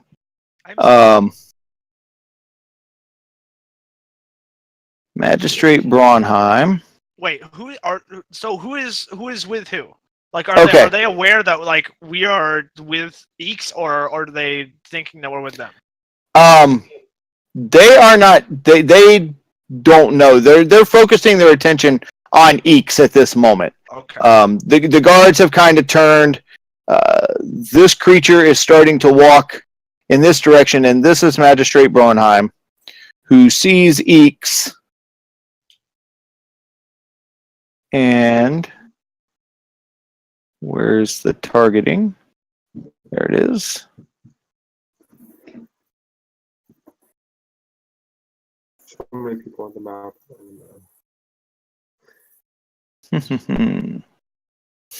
You see Magistrate Braunheim his chest, and you see this glow of energy around him as he applies mage armor to himself. Oh shucks. Oh, I'm sorry, Eeks. Whatever fake hit I'm hitting you with that. It's okay. I have a plan. I've got a plan. I'll fix it. And he's just yelling at the guards, kill him now before he kills us all. And the hail is starting to just really pummel the rooftop now. So next is the armor. The armor begins to move across, and he's going to take a swing at you. You see, as this huge armored form is charging forward, it reaches over behind its back and pulls a sword, a great sword, out of a sheath as it comes up towards you, Eeks. And cleaves me in two. It's going to make its first swing. Eeks, I'm sorry. You might have made a mistake. Okay. But as it swings, you kind of you do this like dive over the blade as it comes towards you, but it it flips the blade over and begins coming back at you again. And you kind of just lay flat on the ground as it flies over your head. Not quite prone though. You're kind of like down on your toes and on your hands. You just kind of drop down and pop right back up. Monkey stance. And it begins to pull the blade up over its head as it starts to take another step toward you. Captain Piltrop is at the bottom of the stairs. He's like, "What's going on? Get out of my way. Let me see what's going on up there." And he's kind of running up the stairs, pushing his way past all of you. You should take a reaction, like try to trip him or something. No. Ren is not here. Flanardius, what are you doing? Let me see here. If you play the bagpipes loud enough and well enough, we can be inspired. Help. We got this, guys. Okay. I'm gonna hold my action and save it for. Actually, no. I'm just gonna sit where I'm at and just watch how things play out. No, shoot. Hang on, I didn't mean to do that, guys.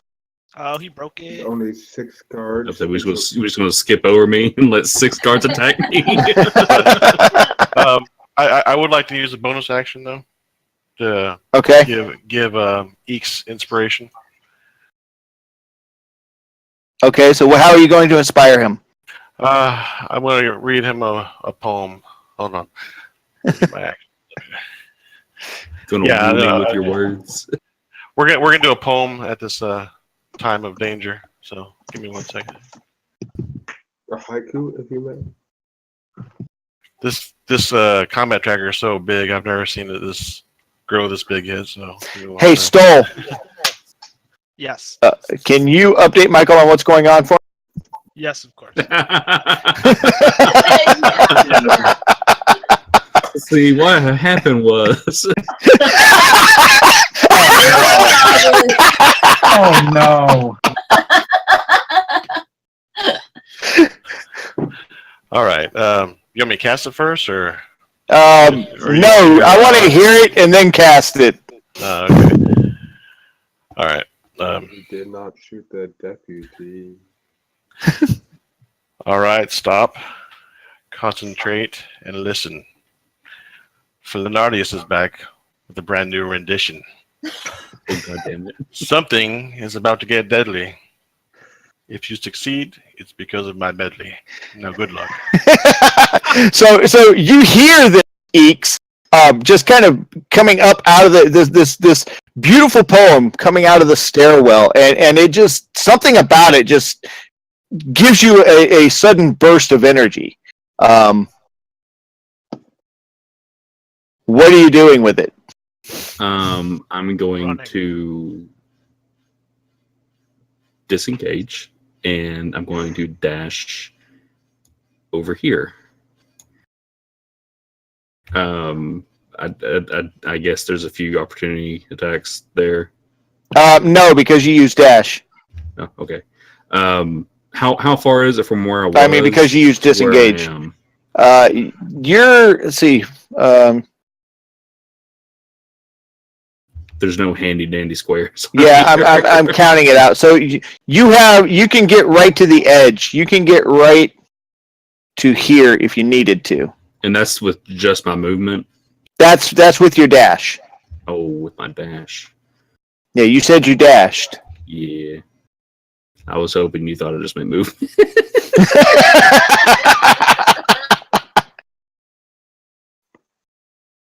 Okay, that's my turn. That's All right. What?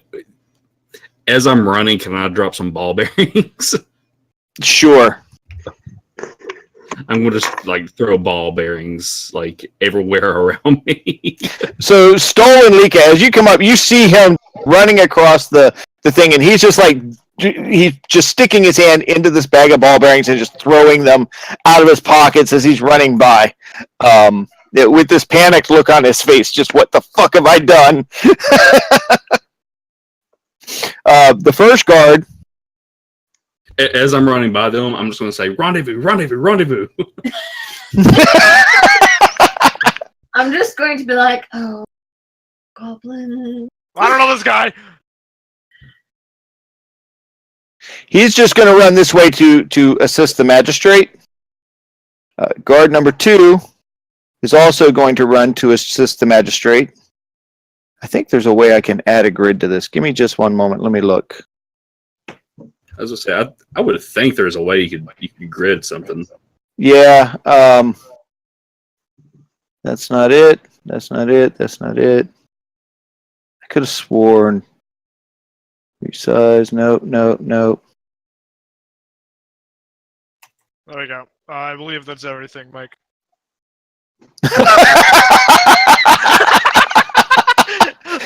2 hours later.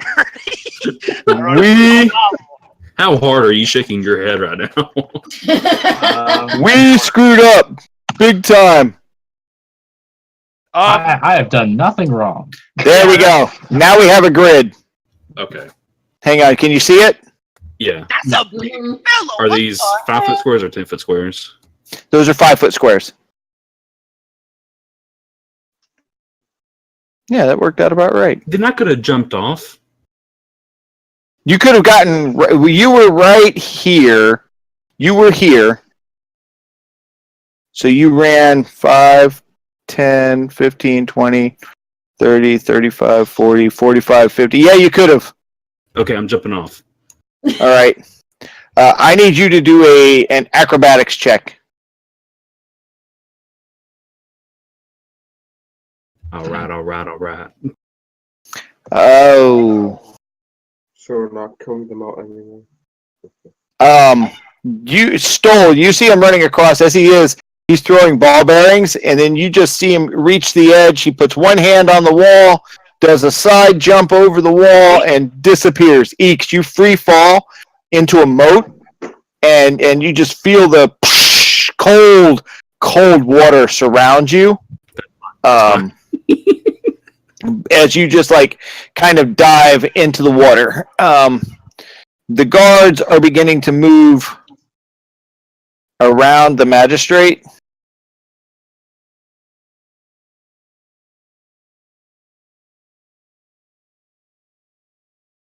If only we had a 5th level fireball right now.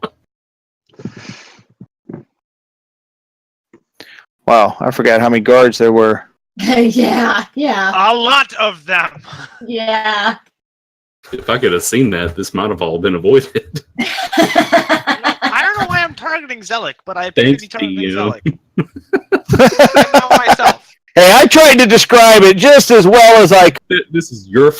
No, this has absolutely nothing. Guard standing. You around. can't blame your choices. Now easy is to say, hey, are there any guards here? I'm No. just a I goblin. said there were guards there. I said there were 6 guards around him looking around. Oh, okay, there's no fault. I said it 3 times. I can't be held responsible for my actions. I'm just a goblin. Oh my god, we're fucked. I'm gonna have to restart. I'm gonna have to go on the lamb. Oh god. Okay, Lika, what are you doing? Okay, There's so only 6 guards. I've seen Eeks run by, right? Yes. Has anybody really they're still thinking we're on their side, right? Most of them don't even know you're there. Well, I am going to go back downstairs.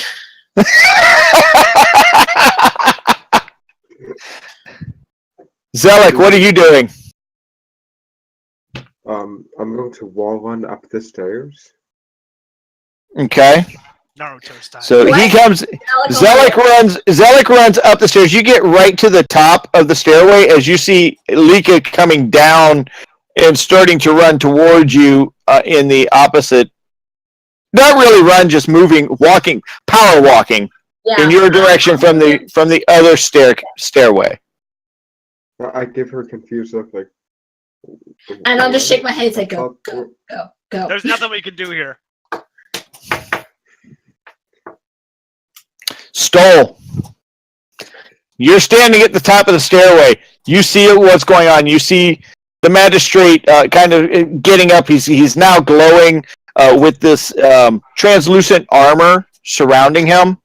The large metallic armor is now turned and looking in your direction and beginning to walk toward you, being the only person that it doesn't recognize. And the captain is between you and him, and he's just like holding his hand up, and he's kind of yelling to the magistrate. What are you doing?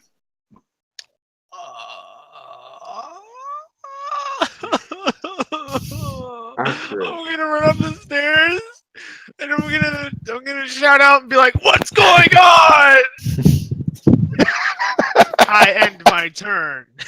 I end my turn. Okay, so what are you doing right now, Flanardia? Dying, apparently. That's him disconnecting from Discord. All right, Calisan, you were downstairs with Tessa. You saw your friends walk up the stairway, and then you saw Zelik kind of dart up the stairway. The storm has increased immensely. The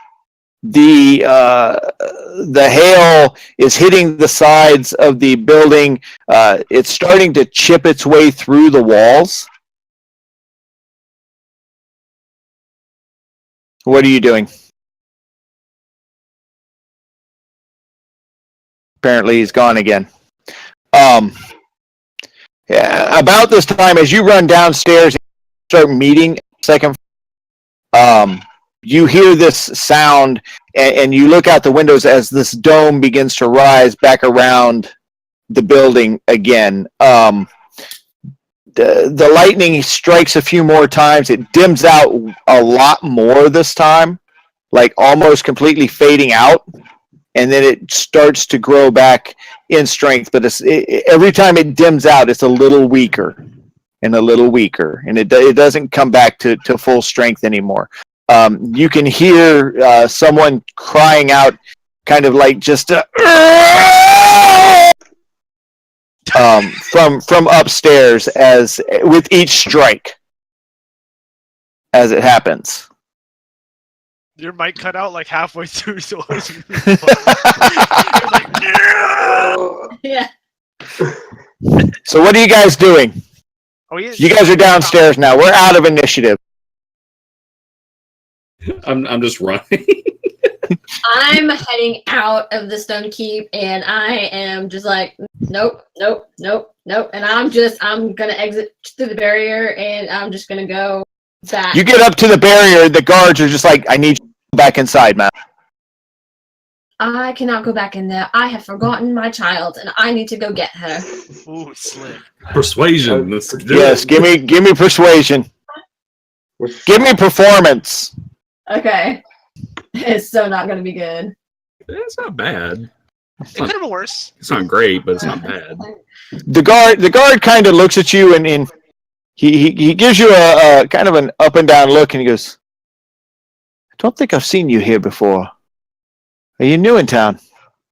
I'm a Well- traveler passing through, and I thought my child was with me, and I thought she was in there, and I did not see her, and I must get her. He looks at a couple of the guards and goes, you two, accompany this lady. Where are you staying at? Is it the Gilded Pony? Yes. All right, you two go with her. Help her find her child. And he pulls out the rag and he begins to wipe. He goes, hurry! You need to get through quickly. I don't know how much longer he's going to be able to keep opening it. Okay. I'm gonna get out of the dome, and then I'm going to cast Fog Cloud. Hmm. Ba, ba, ba, ba.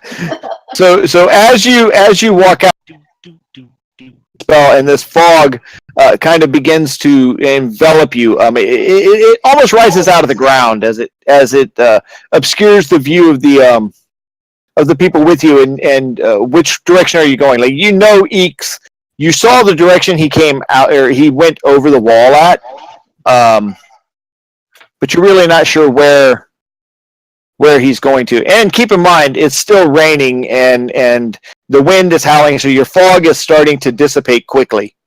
Yeah, I'm going to run towards the buildings and try and make my way back to the slaughtered hog. All right, so you're going back into the town. Yeah. Which way are you going, Eeks? I'm still dashing, and I'm trying to get back to that tunnel that we took to go into the slaughtered hog. All right, so you come out of the water, and you have to make a left, and you kind of run all the way to the keep and the building are, and you start hauling butt across the field, taking the most indirect route possible back to the slaughtered hog. That's fine. That's fine. I'm not dead.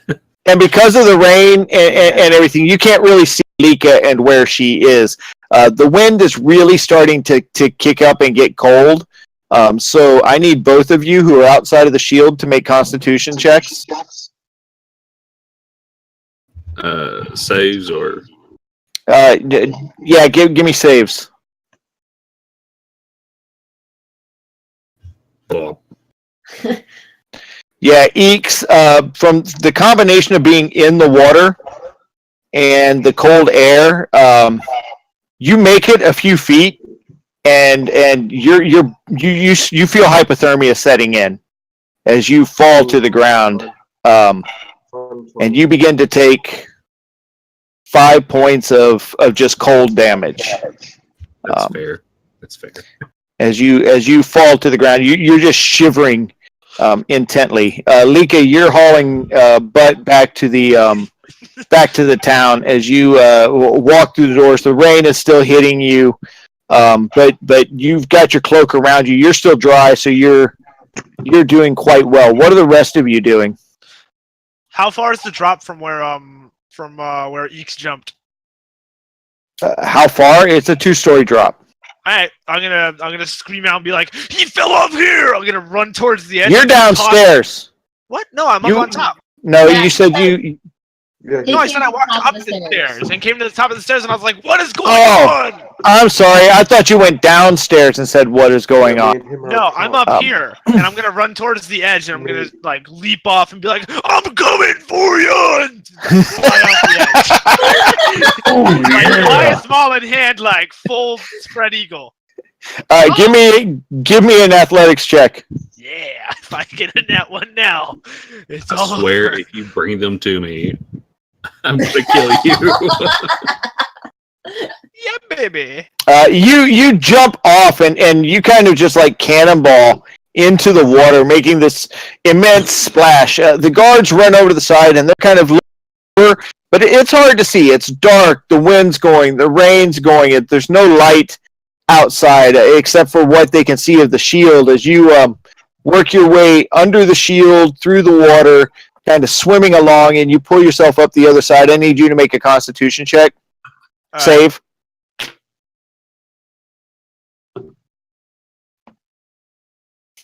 And you pull yourself out of the water, and though you're cold and you're wet, you begin to trudge forward. Give me a perception check. Alright, first I want to turn back and shout to them and just say, stay there, protect the magistrate, he's mine! And then just run off. Give me a performance check. God damn it. They all kind of they look relieved. The guards kind of look relieved. Back to the magistrate.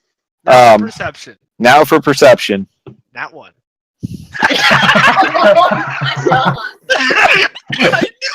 The grass is a little high where you're at, and you start trudging through it, and you walk within like 1 foot, like you walk right next to where Eeks' shivering body is on the ground, but with the wind and the rain and everything, you walk right on past him as he's laying there in the ground. I need you to make another Constitution save, Eeks. Can I be screaming like, come out, where are you? You start working your way kind of into the grass and trying to use it as a hand to shield yourself, and you start kind of digging a hole to start working your way into the ground to try and get some protection from the cold. Flenardius, Zelik, and Kalasan, what are you guys doing?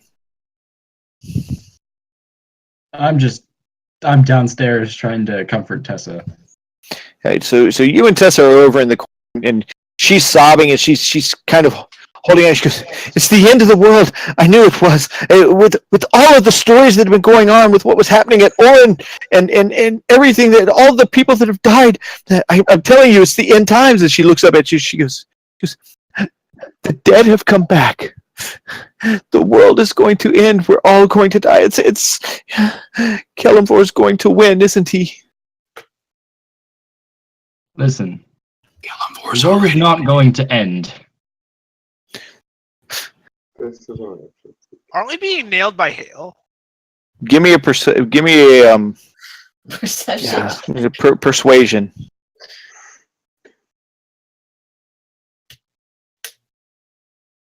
Dice don't fail me now. Dice failed me now. An effort. And how do you know this? How do you know the world's not coming to an end?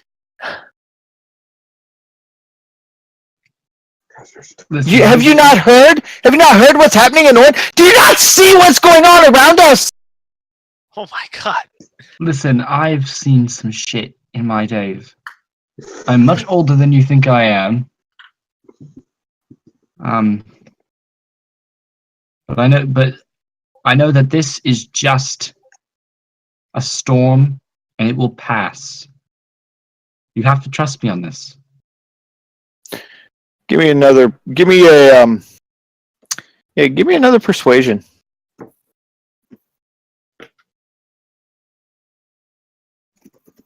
For fuck's sake. You tried very hard. She kind of looks at you and she's like, "You've gone daft, haven't you? Did you not see the size of the hail that's hit us out there? Did you not see the people falling in the streets? I knocked it out. Do you not know? Did you not see the cemetery outside? Don't you see what's happening here? The world is coming to an end. They say there's a war between the gods. Pelor is not strong enough. Maybe we should all just give in. No, Maybe you never give in, no matter what. she's sobbing now, almost just for a moment she seems like she's hysterical, and then she just kind of slumps, and she kind of leans into you, and she's like, "Just hold me." And I do just that. You guys all come downstairs, and you see Calasan over in the corner, and all you see when you come down is he's just hugged up with this girl over in the corner, Flanardius and Zelik. No, I'm still upstairs. Oh, you stayed upstairs? What are you doing, Flanardius? Yeah, I think I stayed upstairs too. I'm gonna go All right. downstairs and see where everybody went. I'm not having a good time. I'm just imagining. It was a party, and no, it's not. I'm just imagining like guys. this redheaded elf with a throw. Yeah, Kinda like you look up awkwardly Calasan and you around. see Just looks like around awkwardly and like just kind of like ducks his head, starts making his way back down. Oh, sorry, wrong room. All right, so you come down, you see Calasan all hugged up with some girl. I'm gonna walk up to him and ask him what's going on. Where is everybody? Listen, man, I don't know. I've been down here the whole time and heard some ruckus upstairs. Looks like you've been Mind if making we some ruckus talk here. in private? So Yeah. you start to get up for a second, Calasan, and she kind of clings to you, digging her nails into your shirt and not wanting to let you go. Don't worry. I'll be right back. Don't do that, bitch. You promise? I swear on my life. And she reaches up and she kisses you on the cheek. She says, "You've got the kindest eyes." And she turns around and you see her make her way over to a couple of the other barmaids. And she looks back at you for a moment. You can see she's genuinely scared, but she's trying to trust you as she walks away. Listen, I don't know this is me talking. This is Calvin talking to Floridius. I don't know if you know what's going on here, but from what I've heard down here, they think the world is ending. The world's ending. What do you mean?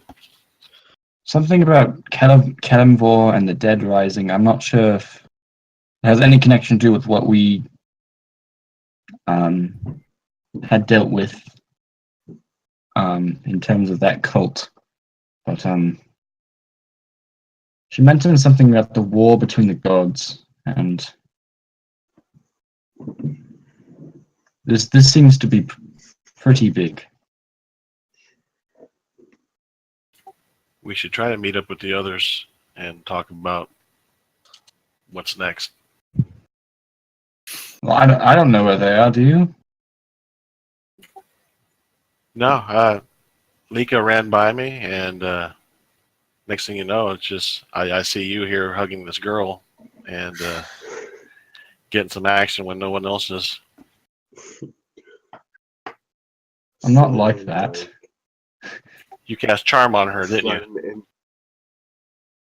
I did nothing of the sort. Anyways, are you sticking around here, or are you going to help me find the others? I mean, it's not safe out there. Someone's got to stay and protect these people. It's not safe anywhere. Well, I hate to leave you behind, but I'm going to go look for my comrades. All right, fine. I'm with you. And so as you guys go to walk toward the door, you turn and you look back and you see Tessa looking at you, and she's kind of got this, this scared, unsure look in her eyes, and she just kind of looks at the ground and lowers her head and turns around to her friends. What are you doing, Zelik? I'm just going to walk in the room like, hey, I heard some screaming. Is everything okay? Where are you walking into? Up onto the roof? Yeah, where everyone else is. Okay, so as you walk up onto the roof, you see the magistrate is now down. He's kind of laying on the ground. He's got one frail hand up in the air, looking very weak. The large armored form is behind him, trying to support him as much as it can. Not looking so much like a caring creature, but more as just I'll assume this position and hold it and just support him. The guards are around him, and there's one lone guard over by the staircase. He hears your approach. He turns around, he pulls his spear and points it in your direction. He's like, "Stop! Don't come any further." Whoa. Just chill, man. I heard a scream. What's going on? What's on? Someone tried to assassinate the magistrate. I don't know what the hell they were thinking. It's gotta be those devils out in the woods. Damn druids. Is the guy okay? Does he need medical attention? He seems to be doing all right. God only knows how he took 3 bolts right to the chest, he did, but he's a tough old bird. Forgot to give him that. Are they showing him? No, they're sitting on the floor. He can't be touched right now. We can't bother him. He's the only thing keeping us safe. Pelor bless him. I knew he was a good man. He's going to die protecting us. Oh, yes. So you're sure you don't need some medical attention for him? Oh, he probably does. Oh no. Oh no. But we can't right now. We've got to wait until this is over. Who knows when this could be over? This storm is massive. If he breaks his concentration now, we're all dead. Yes, but if he dies now because of no concentration, then we're all dead. Roll persuasion. Do it. Kill him. Don't you dare give him a tomato. That's what. Oh my. I swear. Oh my God! He's gonna He- do it! Oh my god! No! The guard relaxes for a moment and he kind of steps back and goes, "Come on, you're a monk. You should be all right. I'll take you to him." And you begin to walk over, and as you walk over, armored form turns its head up toward you, watching you approach. It doesn't move, but it's watching. And the magistrate, you hear hear him just kind of, just a little longer. I've just got to hold on a little longer.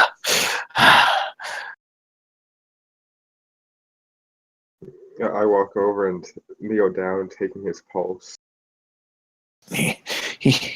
You reach down to the hand that he's supporting himself with on the ground. He looks over. He says, "I know you. I saw you yesterday. Sent you after those goblins. How did it go?"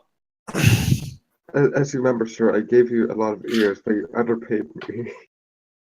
What did you say? I'm sorry, I didn't make it out. I said, yes, sir. If you remember, I gave you all those goblin ears like you asked. He must have given them to the captain, and he looks over at Captain Piltrip, who now kneels down next to him. He goes, "Sir, are you all right?" He goes, "Yeah, yes. Just give me a moment. I've got to." And just then 2 more bolts of lightning flash, and you see the skin on his palm begins to char a little bit as the lightning hits the kind of feeds back through the shield into his hand, and he kind of cries out for a moment, just like, "Ah!" And his hand starts to drop a little, and he's like, I'm fine. Just give me another moment. I think it's going to be past soon. This man has goblin ears. See to it that he's paid." Magistrate, I'm not sure if you realize this, but this is a big storm. It's not going to pass in a few minutes. This could last for hours, if not days. No, this is no natural storm. This has been brought down upon us by those bastards out in the farm fields. No matter what I've done for them, no matter what they've made me do, it's never enough. They're going to kill us all. I know they are. I can't keep this up much longer. You're going to have to get the people somewhere else. I'm not going to be able to keep them safe. And he turns to Pilder because I can't do this much longer. And another bolt of lightning strikes, and his arm begins to char up to the elbow as he screams out in pain. He falls back, and the armored creature holds him a little longer. You can now see that his skin has just gone pasty, and he's sweating profusely. You can see the agony on this gnome's face. And he looks at the captain and goes, "Get my family somewhere safe, somewhere far away from here. Take him to Orin if you have to." I turn to the captain. Sir, may I take this man to get medical treatment? "We can't move him now. He's the only thing keeping us safe. You hold on, magistrate. Hold on." Sir, if you make him do this, he will die, and then all of us will die. I can bring him somewhere to heal him. That way he will live, and we will stand a chance. And another bolt of lightning hits. Just you hear him scream out as he kind of falls back a little more into the armored form, and he just looks at you and goes, No, listen to me. And he pulls you close. He goes, "You've got to get my family out of here. Get them to safety." And he reaches up with the hand that's holding him, and he pulls you very close, and the spittle from his mouth kind of falls onto your face, and he goes, "You've got to protect them from those bastards. You've got to." And he lets you go, and he turns his back to you, and he puts his other hand in the air, and he tries his best to get back up on his feet as you see the shield begins to grow in strength a little bit. And he's like, "Go now! Get them out of here!" the guard, the captain of the guard looks at the other guards and starts motioning them down, and he looks at the armored form and he says, "Keep him safe." He grabs you and says, "Come on, we've got things to do," and he starts to run down the stairs. So all the guards have run down the stairs, or just him? The majority of them. There's still a couple up there, but they're not looking. They're like off to the side, and as you turn your head to look out, you can see that the eye of the storm is now almost over top of the town. Okay. Magistrate, the eye is near. If you hold on a little bit longer, then I can get you to safety and we can heal you and keep your family safe. I'm not the one that's important here. It's been too many years that I haven't been able to do what I needed to do. Listen to me. What did you... Braum needs to be killed, and those bastards down in the hole that he serves, the ones he's been taking the children to. You've got to stop them. You've got to go down, and you've got to stop them. And then another bolt of lightning hits, and he falls down on his knees. The other hand is beginning to char now, as the feedback starts hitting him, and he screams out again as he's trying to hold on a little bit longer. And from there, we're going to switch to Lika. Lika, you are in the middle of the town. The rain it's starting to lighten up a little bit as the eye of the storm begins to approach the town. The hail has now stopped. The wind is still bitter cold, but it's not quite as bad as it was. What are you doing? I'm gonna keep trying to make my way back to the slaughtered hog.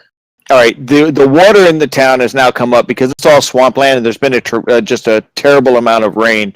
The area that you're at where the keep is and the town hall is kind of up on a hill, but the town itself kind of is downhill and into the swamplands a little bit. That's why the streets have always been muddy. Well, now you're sloshing through water that is about knee deep or so.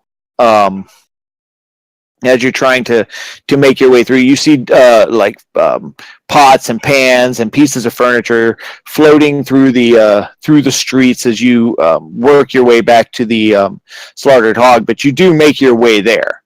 Okay. You go inside. The roof has been peeled back. The inside of the slaughtered hog is pretty much flooded and ruined. There's not much left inside. Most of the people had taken things to use as shields, but the structure itself is still standing. Okay. Is Cassandra in there? No, Cassandra is not. Okay. It seems to be completely empty. Okay. The whole town seemed to be empty. Okay. Did I make it back? You're digging your way into the ground. I'm going to start moving into Cassandra's area because no one's in here then, right? I don't see anybody. Yeah, no one's there. Okay. I'm going to start going through the back end stuff where they keep all their files and everything, and I'm going to look to see what I can find out about Cassandra and those running the slaughtered hog. Okay. You Like it. you go back into Cassandra's office and you find a journal. And in this journal, it speaks of the Druids and how the Druids lived here peacefully and how the people came. And when they came, they preaching Pelor, the Druids were treated very much in the same way that the Druids in England were treated. They were hunted down. They were considered evil and almost hunted to extinction in this area and driven from their lands. There are maps and to show the holy areas of the Druids, and the town is actually built on what they would consider the most holy of grounds. There is letters. There are letters from her father that speak of needing to remove the infestation and to free to drive the people from the town or kill them, so that the Druids can rise back to power again. So I get the strong vibe she's a druid. She has a lot to do with druidic activity. Okay. Do I start putting together that the storm outside might be caused by the druids? Give me an intelligence check.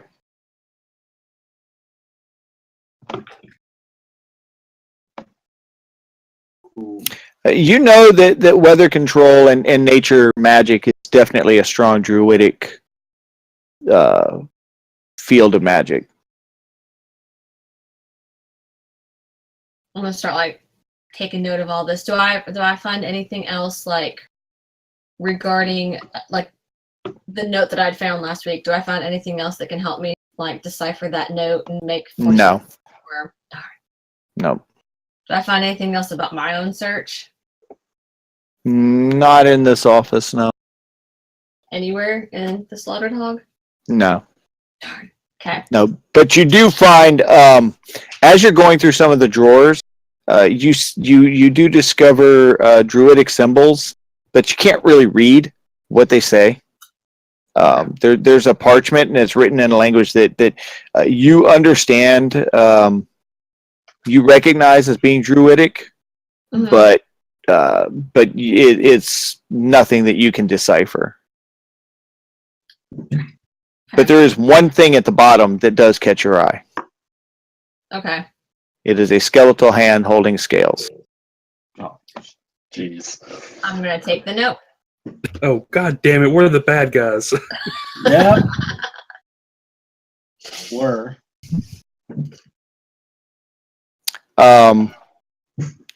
Eeks. As you're laying there beginning to dig your way in, you see Stoll walk by. I'm going to jump out and motion for him to follow me. Follow Let's go back to the tunnel. Roll for damage. So the two of you work your way back. And again, now the wind is still cold, but the hail has stopped. The rain is starting to slack off a little bit, and as you look back over your shoulders, you see that the shield, when it was waning for a little bit, and then it became a little stronger. But the bolts of lightning that are hitting it are still continuing to strike it periodically, not as often. It almost appears as if the storm is beginning to weaken. It's been several hours since it had initially started from a small storm building up into what it is. Both of you give me a perception check.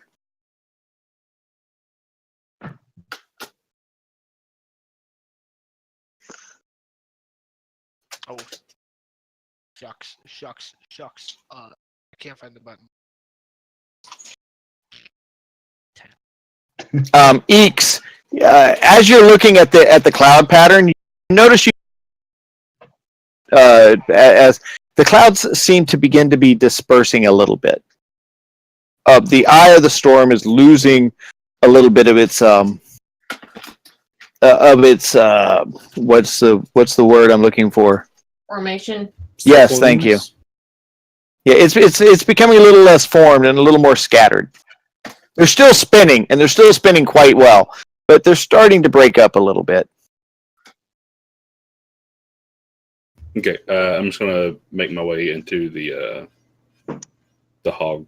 I need you, because you'd only been there one time, and it was dark, and you really weren't the one leading the way there.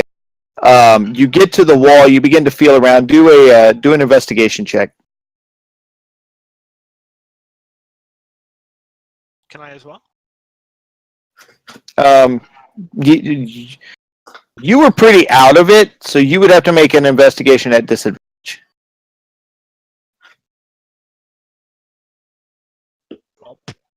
Yeah, you guys both start feeling along the wall, but you're having a hard time trying to locate where it is. Eventually, you get to the point where you're just like, okay, we can't find this. Can I smash through the wall with my hammer?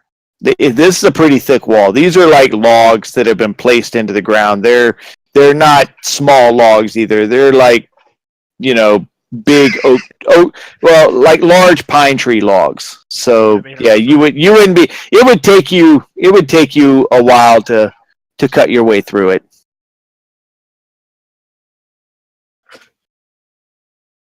Well, shucks. Looks like this is the end of the road, Eeks. Let's go back to the magistrate. Can I use my inspiration dice? Sure. Ooh. Just as he says that, and you guys start to go back, you glance over and you see a small twig that looked kind of familiar, kind of propped up against the wall. You walk over, you start to feel, and you feel a click, and the boards kind of loosen up, and you're able to shift them off to the side, and you see the hole that you guys had gone through. You crawl through the tunnel, and you come out in that same storeroom where you see Lika just shutting the last drawer. You see kind of a movement of her hand putting something away, and she hears you come in, and she kind of turns and sees you guys there. What's that? Lelicon. Hello. About time y'all get here. Yeah, just what was it? Let's move on. Don't talk about it. What was it? I'm going to actually pull out the note and show it to them and be like, didn't Cassandra say that the druids did not like Kalimdor? I don't recall that. I do recall her saying that they used to rule here before, everybody else moved in and pushed them out. Yeah, and then Kalimdor came in with the plagues. Well, Mhm. This letter is in Druid, and there's the symbol of Kalimdor below it. So, for people that don't like Kalimdor, why are they brandishing his symbol? I'm just gonna let out a sigh. I'm like, well, we're the bad guys. Actually, you're the bad guy. I'm with Captain Biltrop. I am part of the Lord's Order. I will take that blame. I took the shot. I panicked. I'll take the blame for that. That's my bad. I'm gonna pet him on the head, just and not as he hard does enough to that- like smash him into the ground, but like a dink dink. As he does that, I'm gonna start looking around for anything worth taking. Ignoring me, looking around. Gold, weapons. Can I raid the Get- place of alcohol? I'm gonna. Do an investigation check, Eeks. Oh, I'm going for the liquor. I'm going for the liqueur. Can I go? Can I go look for it? You begin to rummage through many of the same that Lika had already been through. You see some things like some letter openers that look like they could be silver. You begin to feel along the walls to see if there are any trap door or secret openings, triggers, and things like that. You don't really feel anything. And after spending about 10 minutes scouring through the room, you come out with like 2 silver letter openers and a bell that looks like it might be silver as well, but you're not really sure. Can I get to the bar from where we are now? Oh yeah, you just walk out the door, walk down the hall, make a left, and you're in the bar. You have an absurdly good mapping awareness of this place. I do not. You must have a map of your own. No, I created this world. I know what it looks like. I would like to go to the bar, and I would like to steal every ounce of liquor that I could possibly carry, plus all of their gold. You go to the bar, and behind the bar there are bottles of like just the lower shelf stuff. Is it liquor or is it like ale? It's more like just it's wines, but it's cheap wine. It's nothing really major. You step through the door, along the back wall, and you walk into to a kitchen area. There's a open fire that's now, of course, out. The roof is gone. There's plenty of moonlight, so you're able to see pretty well. Along the back wall, you see two large barrels. I can crack one open. You walk over. They actually have spouts on them. Perfect. I'll pick it up, put the spout in my mouth, and take a sip. You're going to have to do a strength check. These are large barrels. I'm a large man. Not that large. You grab the barrel and you try to pick it up, and you just. I'm going to lay down on the ground and put my mouth underneath the spout. So you drop down and you open it up, and it's that same raspberry liqueur, and it is just so sweet going down. Wait, so does it weigh more than 300 pounds? Yes. Damn it. It is and it's awkward. It's huge. Do I still have that jug that I had on me before? These are big barrels. Yeah, you should have it. Okay, I'm gonna empty that out, and I'm gonna fill it to the brim with this fucking. All right, so you fill it up. Okay, and real quick, there were no like safes or lock boxes. Yeah, not that you found. Anything valuable? Is Coulson still here? Is who? Coulson. Oh shit! I forgot about Coulson. He's dead. Yeah, I was concerned about that too. Chained to the wall, dead, frozen. As you walk down the hallway, Lika, you see the door open it up, and there's Coulson laying half submerged in the water, still unconscious. And fortunately, his nose and mouth are out of the water, but that was more of a happenstance than of him, actually trying to save himself. Lost him. I'm gonna go over. I'm gonna pick him up out of the water and I'm gonna take him back to a dry area. Start rummaging around, see if I can find some blankets for him and stuff. He might have hypothermia at this point. Yeah, are you do you untie him? No. I do. Yeah, I will. Yeah. I'll All right. I'll cut him loose. He's once you guys get him out to a little more dry area, and you scavenge around, you are able to find upstairs in a cabinet that was under kind of a countertop. It was pretty protected, and the blankets in there actually were able to stay dry. You take like 3 of them downstairs, and you wrap him up, and he's laying there. He starts to wake up, and he looks up at you, and he motions for you to bend down a little closer to him. Lika? Okay. What? So you bend down and you put your ear next to his mouth, and he goes,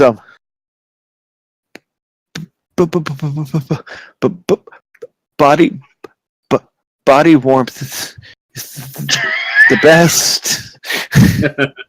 I am just going to stand up and walk away. Wait. Yes, you want to hug him. Wait, is that Coulson? And I'm Right? gonna walk over to we're Stolen Eeks are in the same room No, together. I'm there with you. Oh, okay. I'm gonna go so he apparently needs somebody to keep him warm. I can fix it, and I'm gonna pull out my Goliath Maul and head towards him very slowly. He sees you coming, and you see this fear on his face. And doesn't How each much one- gold do you have on you, bud? We're not robbing him. Correction. You are not robbing him. I am. Exactly. I If am. I'm not, then you shouldn't. Oh, I'm a if I'm not goblin. shooting the magistrate, then you shoot it. Shut up and let me rob the kid.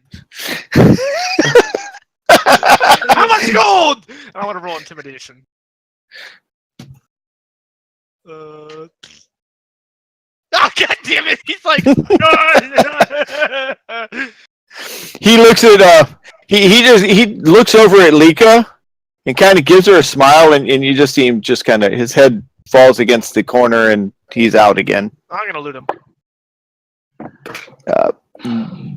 You find like 20 pieces of copper on him, Yes. and he does have a nice pair of gloves, Never mind. I'm gonna but they won't fit you. That's okay.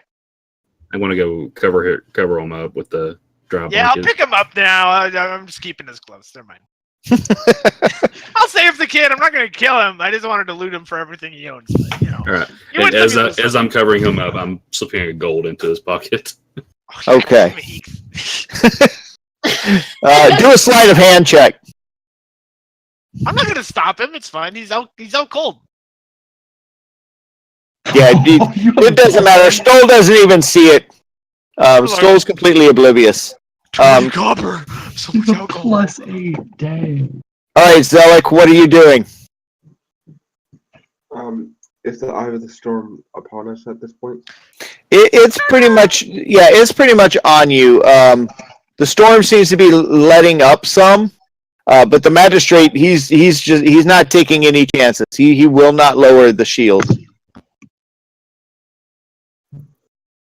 Magistrate, please just lower the shield. If you do not, you will die. Listen to me, kid. I swore an oath when I became a magistrate to protect the people under me. I will do that this day for as long as I can. I can hold. It will pass soon. The people are safe for now.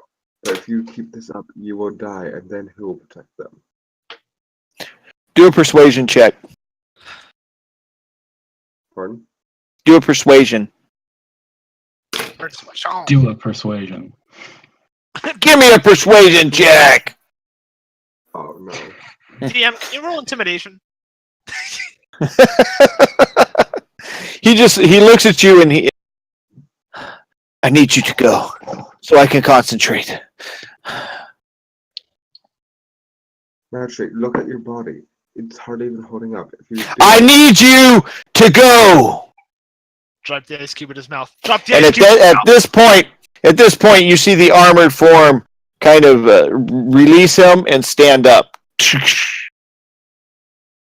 Does he fall over when he's released? No, he's able to stand. He's recovered enough. He's down on one knee, but he's holding his hands up in the air and he's maintaining the shield. Okay. How big is he? The armored form. No. No, the magistrate. He's a gnome, so he's The tiny. magistrate's a gnome, Yeah, like about how tall though? about 3 feet. Tiny man. A little taller than a halfling. Okay, is he scrawny or is he like big? He's old. He's very old. Alright, so he's pretty light. Pretty much. Okay. Zelik. That's a lot of opportunity attacks, Zelik. How many guards are there? My God. How many guards are left? There are 2 guards, but there's this massive armored form standing beside him. Like right beside him. I swear to God. I swear. Just give me a second, let's see what I can do. Say what? I really think there's something I can do. So, I have this thing called Step of the Wind, where I use a key point to disengage as a bonus action. So, would I be able to pick him up, disengage, and run?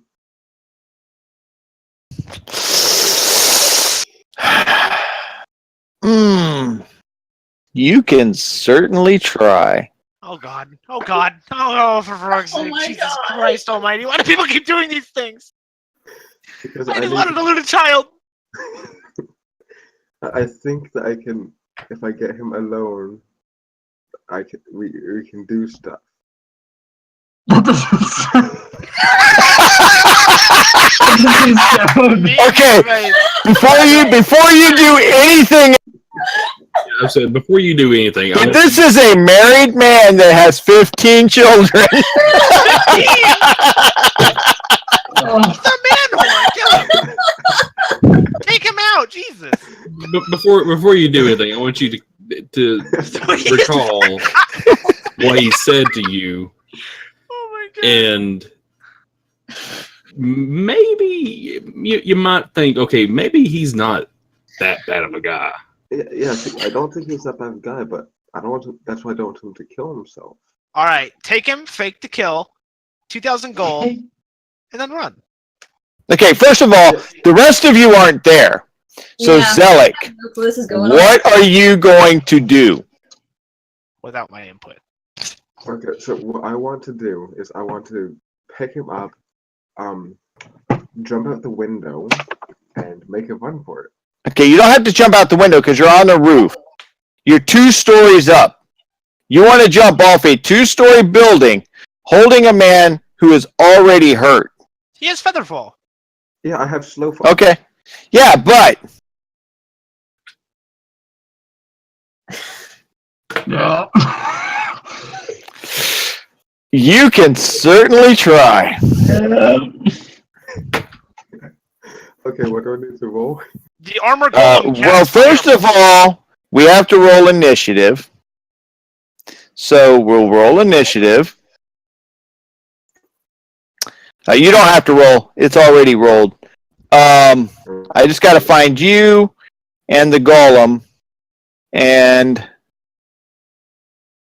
because the guards' backs are turned. Okay, Zelik, you grab him. The second you grab him, his immediate reaction is to put his hands on you. The second he does, he Kills you.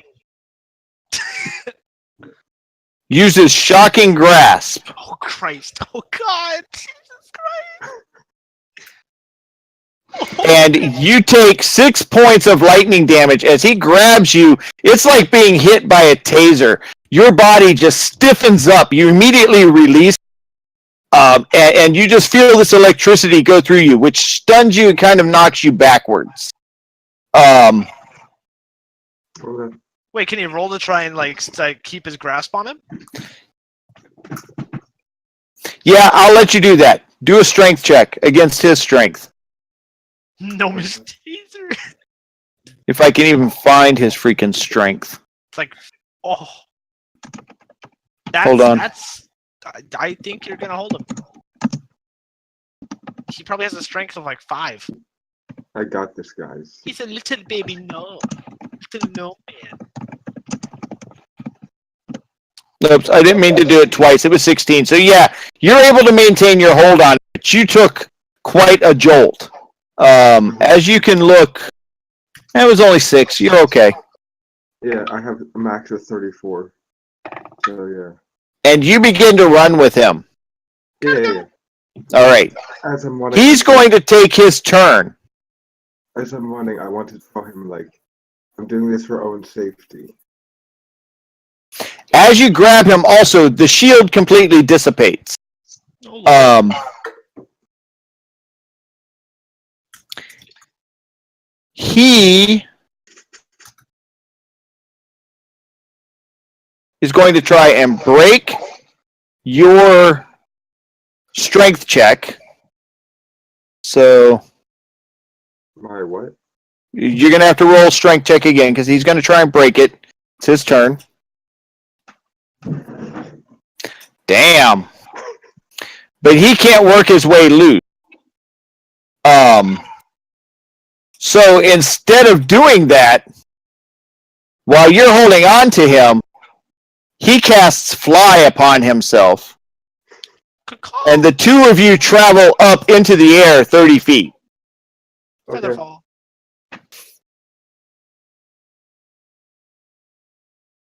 The armored... Hold on. Okay. The armored creature... The armored form...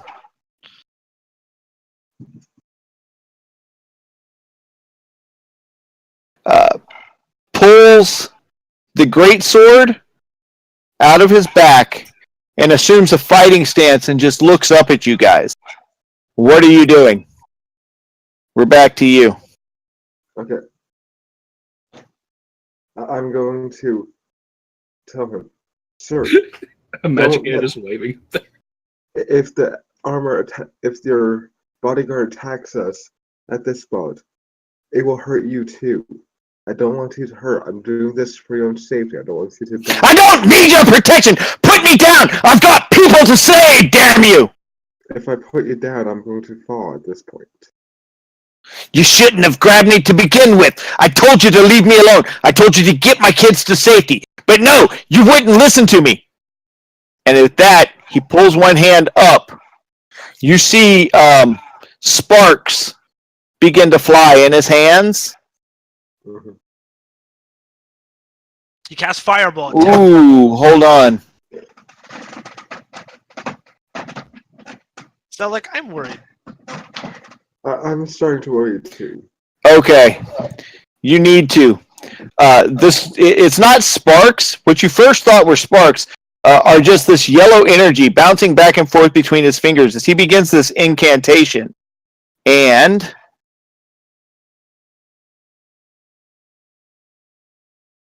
suddenly, Oh, God. you are elsewhere. Ooh. Where's elsewhere?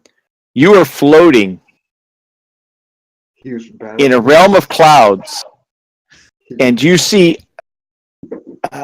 a city built on a floating island Is this heaven? way in the distance. Off to your left, you see large birds flying through the sky. And as they approach, Sorry.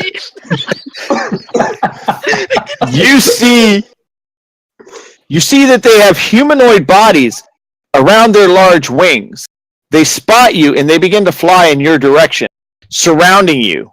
There are 3 of them with spears, speaking in a language that you cannot understand. And you're just floating. You're floating in these clouds.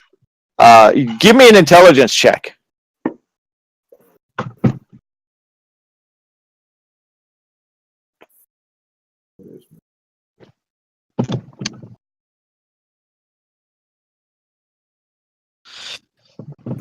You have no clue where you're at, Yep, I'm floating. but you're gone. I'm just gonna wave to the bird creatures. They wave back. They love you. Welcome. 2 of them swoop in and grab your arms and begin flying with you toward a city. Like, are they like fiercely grabbing my arms or like gently grabbing my arm? No, they fiercely. They just grabbed onto you, and you are being flown to a city.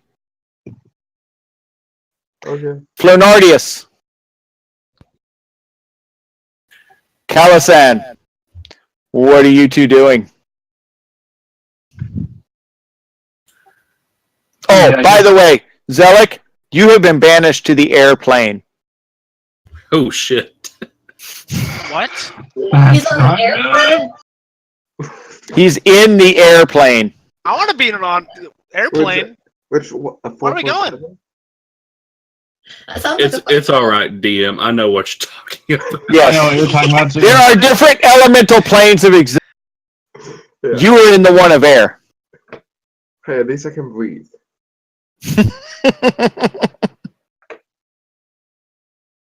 Well, I mean, I'm guessing that we're searching for the rest of the group, right? Are there like tickets to get in the airplane, or is this Flonardius. like a wait list? You have to buy a boarding pass. Oh, God damn it. Come on. Yeah, So I could, oh no, I'm gonna get caught customs. Yes, you are. What?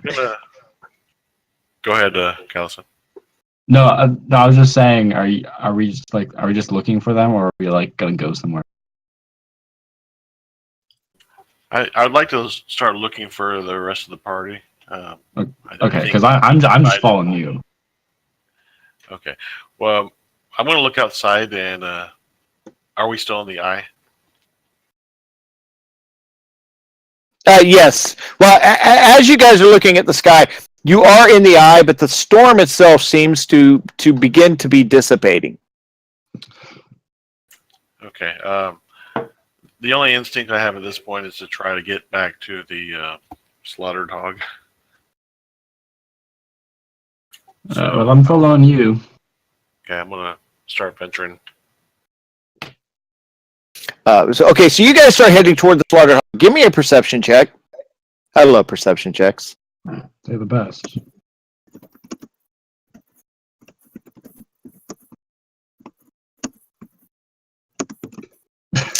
So Zelik is gone? I don't under. So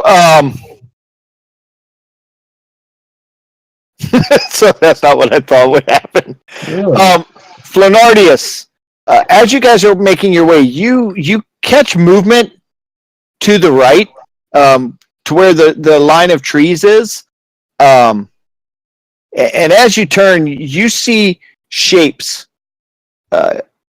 moving through the trees, heading toward the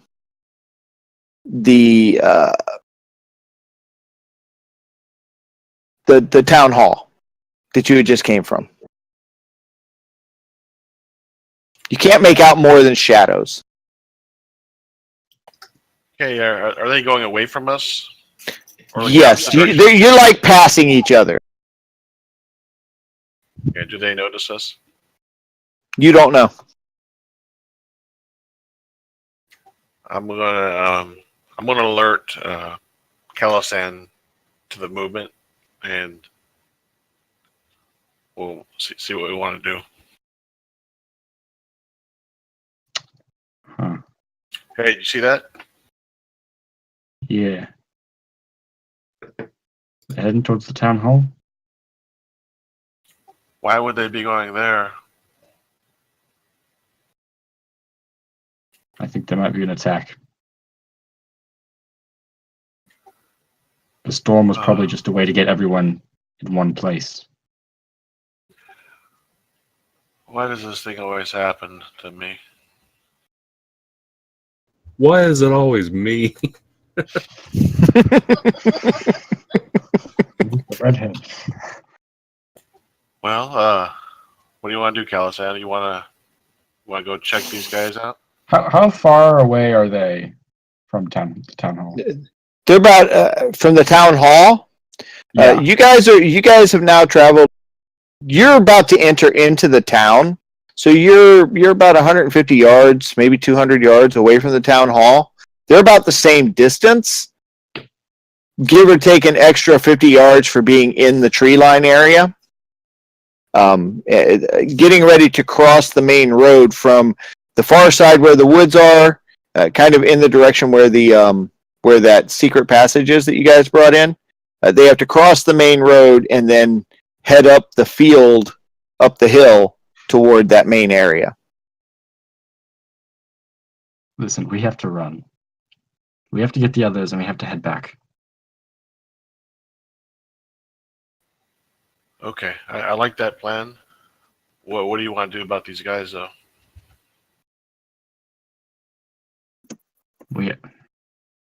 I don't know. All I know is there are people inside there that are good people. So if these shadow things are deadly, then They're not shadow things. They're just they're silhouettes. Yeah. You can't really see the people. All you can see is their silhouettes. you and I can't take them on our own if they are a threat. I agree. So let's get back to the slaughtered hog and share what we found with the others. All right. So you guys continue to make your way into the town. Zelik, you reappear on the roof as the magistrate is standing before you And the moment you reappear, the armored form lowers its sword right at your face. The magistrate puts his hand down, the glow disappears, and he says to you, "I'm going to give you one more chance, boy. Leave me be so I can protect my people, or I will kill you where you stand." Okay, sir. I just didn't think you were going to survive. If you'd like, I can still go save your family. And he doesn't even acknowledge you. He turns, goes back to the place he was standing. You see him fidget in his robe for a moment. He pulls out a vial, drinks the vial. You see him kind of get a little bit stronger. Drugs. He puts the vial away. You see him raise his hands into the air, and the dome begins to form again. Zelik, Lika, and Stoll, or Zelik and Lika. And Stoll, yes. What are you guys doing? You mean Eeks? Okay, first off, I think you mean Eeks. Yeah, instead of Eeks. Zelik. Yeah. Yes, Eeks. Eeks, Lika, and Stoll. Go Have I ahead. noticed that the town is like empty still? I'm still at the bar, right? Yes, the town is still very empty. Everyone is still in the town hall. Yes, how far going is the to try Gilded to make Pony my from way here? to the magistrate's house. You're going to the magistrate's house? Yes. All right. Yeah, I'm gonna go there. All right. How far is the Gilded Pony from here? It's on the other side of town. I'm going! All right. Oh, So God. Stoll, hoisting. I'm sprinting. What are you guys doing with Coulson? I'm going to leave him there to rest. Oh, Yeah. shucks. All right. Cold. All right. So Coulson is left behind. Eeks and Lika, you're heading to the magistrate's house. What are you doing at the Gilded Pony, Stoll? Looting everything. Is there any gold whatsoever? I'm going to steal every single valuable thing in this entire place. The sign, I don't care. I'm taking it, it's mine.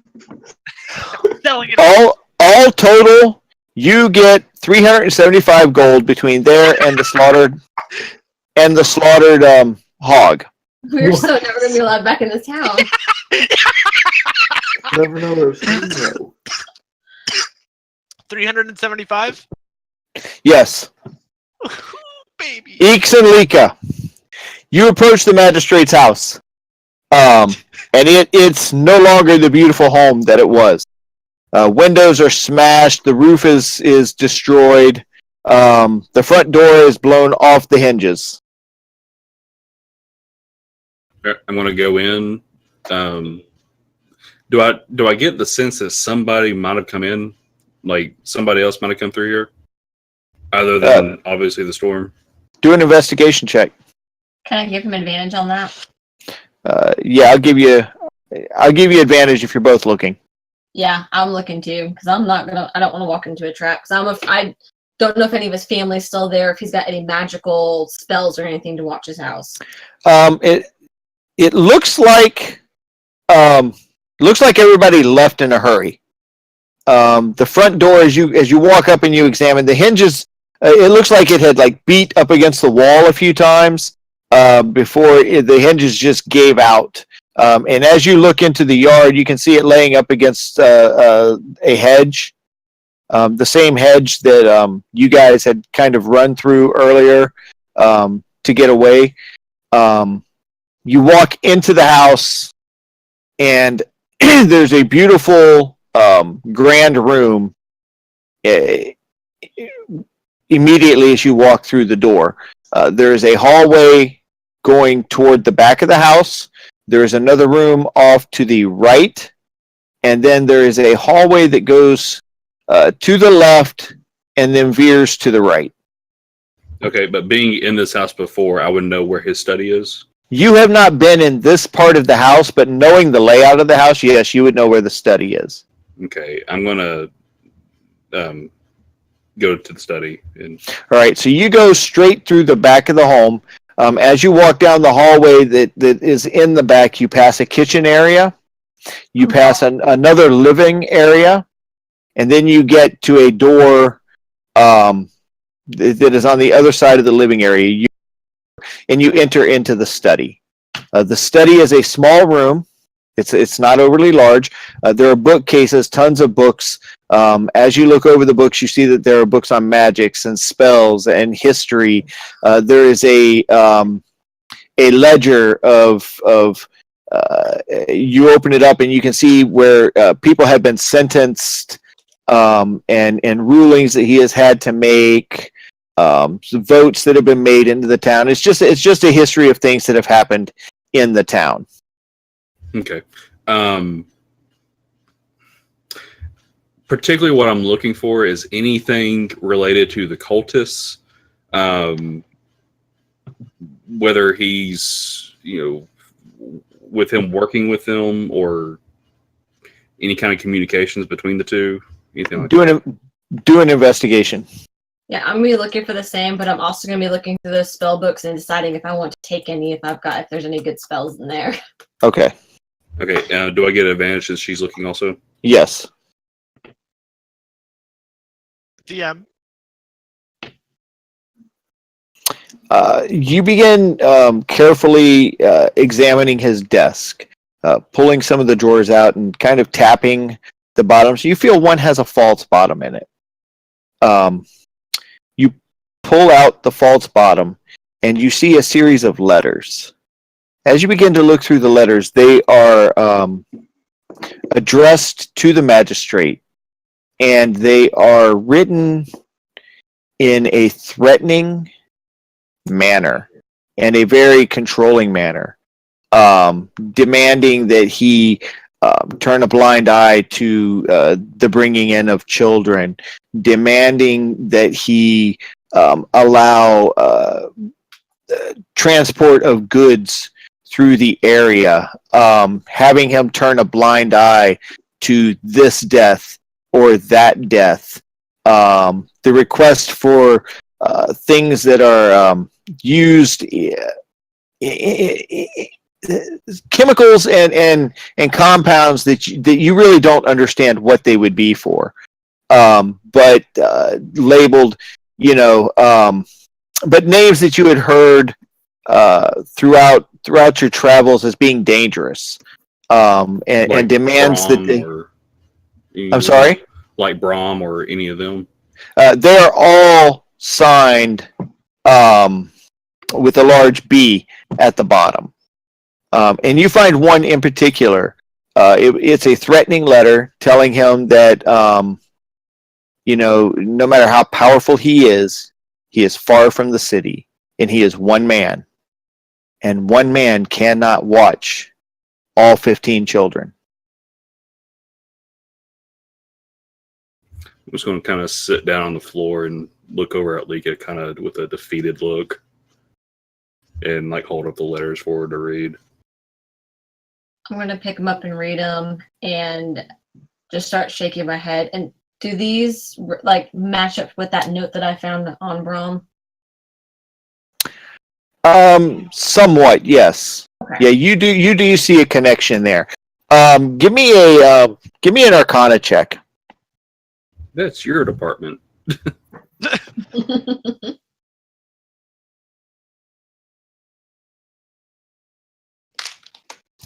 Okay. I'm just going to whisper this to you. Okay. Whisper, whisper, whisper, whisper, whisper, whisper, whisper, whisper. So we have we come up with a name yet for our band?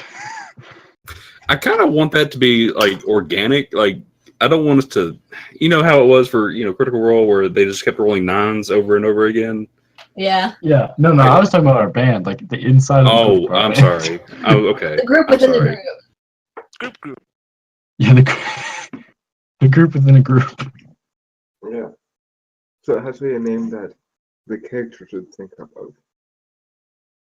I was thinking we were talking about it's a sign. This storm is a sign, so we call ourselves the Hailstorm. Hails.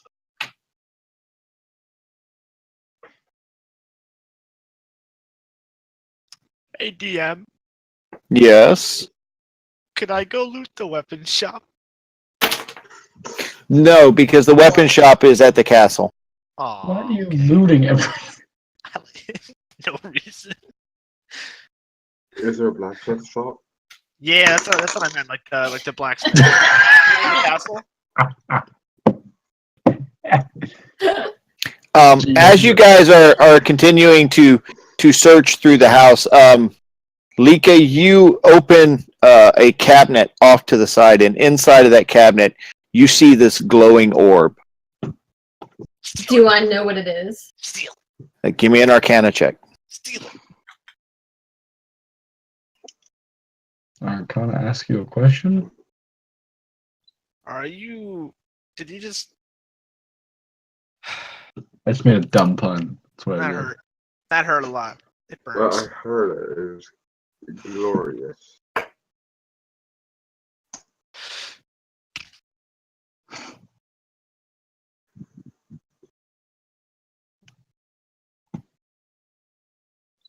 So yes, you do recognize it.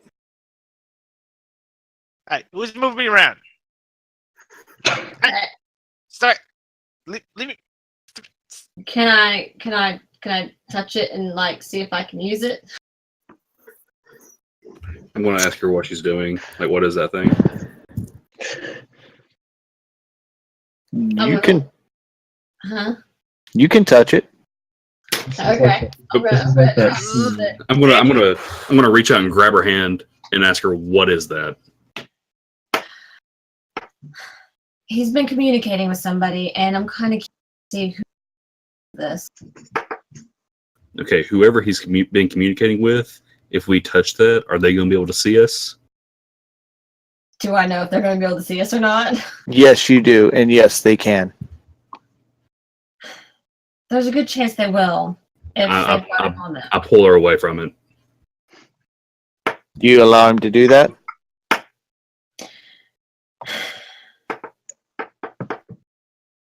I'm like having an internal thing because I know I don't want to get caught by whoever's on the other end. I'm gonna look and be like, we need to find out who he is talking to. We need to find out what part he plays in all of this. At this point, I think we can ask him face to face. We don't need to touch that thing. You shot the magistrate. Do you really think he's gonna let you ask him, hey, who you been talking to? Not me, but you. Take these letters to him. And tell him how we found them? Yes. Offer our services. We went stealing through your house. Hey, we pillaged you. I So wanna help you. You're not there, Stoll. I know. I was just laughing at it. I don't think he's gonna take very kindly to that. Not unless we can get one of the others to maybe ask him, but we need to find out who's at the other end of this, because what if he still does have some part to play in all of this that we don't see? What if he's not really a good guy?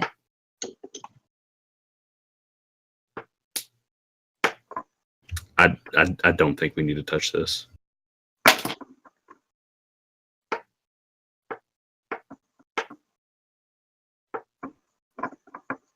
Can I take it with me?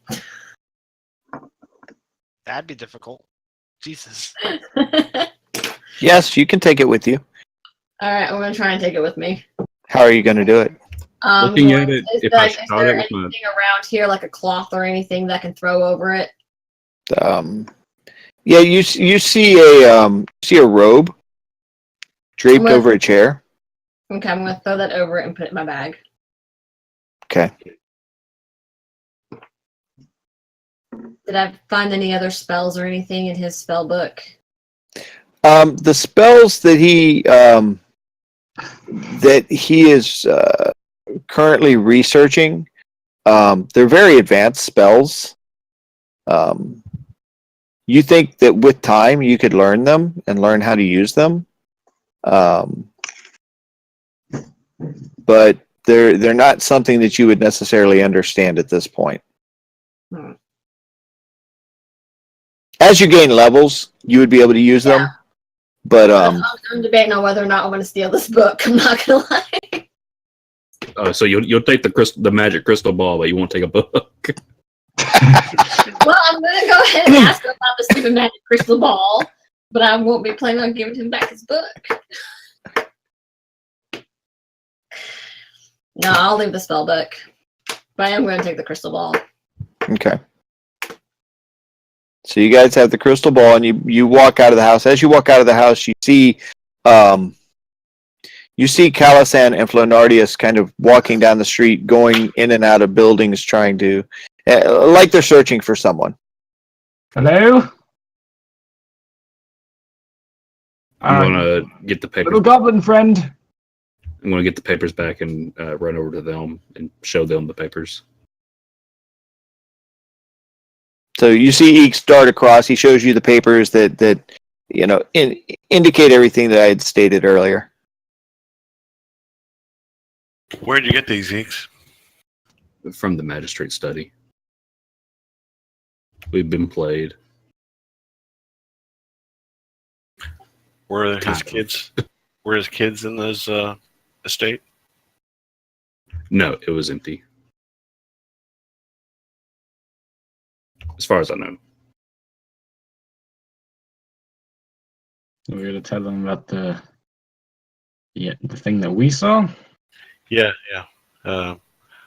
We saw these weird shapes making their way back to the. That was the town hall, right? The name of the building. Yeah. Okay. And we didn't think we could take them on, so we wanted to reunite with you guys and get our forces back together. Do any of you know disguised person? Like what I know that's a spell, like No. I don't have it. But you could say something along the lines of, does anybody have any way to make me look different? Well, I need to change the way I look. I'm gonna go look for a cloak. And that might proc one of you to cast disguise self on me. Yeah, I don't have it. I have it, but I can only be on myself. So Okay. Well, then I'm going to go look for a cloak. I'm wearing like black clothing. I'm going to look for something that's brown, maybe even blue. Okay. There are several shops, like clothing stores and things like that in the area.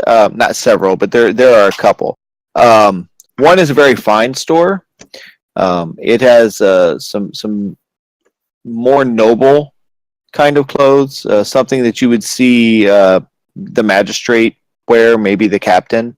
And then there's another store that's more like a Walmart. Of course, not as big, but it's more for the common folk. Like a Walmart marketplace. No, there's no food in it. It's all clothes. Oh, okay. Okay, I'm going to go to the more common place. Okay. And grab a cloak. No Mart. All right, so you grab a cloak. You disguise yourself. Are you guys heading back up to the town hall? Yeah. All right. As we go, I'm going to lean over to Flo and say, like, when we figure this out, I think we all need to have a little discussion. Yeah, so I need to take a nap too. I'm tired. Me too. So you guys start heading back to the town hall, and Zelik, you come downstairs. You see guards are starting to help the families. The rain is starting to die off a little bit. You see the magistrate's family on the first floor, back in the far end, up by where he was sitting when he was presiding over you guys. And you see they range in age from like 19 to 2. Little gnomes. They're kind of caring for each other. The mother is hovering a little bit. You see a nanny kind of helping the mother get some things done. You guys approach, you guys start coming up over the hill. Zelik, you look out, you hear some noise coming out from the window. As you guys look out, you see these people coming out of the woods. There are 6 of them, and they're all dressed in animal skins with various weapons. And at the foreground of the group, you see the large man with the scar across his face. You see Cassandra with her long flowing red hair. And you see an old, not an old man, but a man in his 50s, well built, very strong looking man. And he yells out, Bornheim, your time of reckoning is at hand. And he lifts his hand into the sky, and lightning begins to just spear out around the town hall. It's just as it slams down against the shield. You see the shield beginning to quiver as bolt after bolt after bolt after bolt after bolt comes down, hitting it and hitting it and hitting it. Finally, you hear a scream from the top of the town hall, and the shield just collapses. And he turns. The older man smiles. He turns to his daughter, and he says, he turns to Cassandra. I guess I gave that away. Turns to his daughter and says, "It is time. Kill them all." And that's where we're going to end tonight. 2,000 gold! Woo! I blame you, Eeks. I'll take that in advance. I mean, if it wasn't for me, I feel like we wouldn't have found that out this soon. True, but So you're welcome. Worse. I'm not. You know. I feel, in my honest opinion, if it wasn't for Zelik, you guys wouldn't have found it out this soon. Is that a good thing? No, it was all me. I'm just gonna. Because, I mean, think about it. If I didn't go up there, Yeah. they wouldn't have gone up there. Oh, yeah, we would have.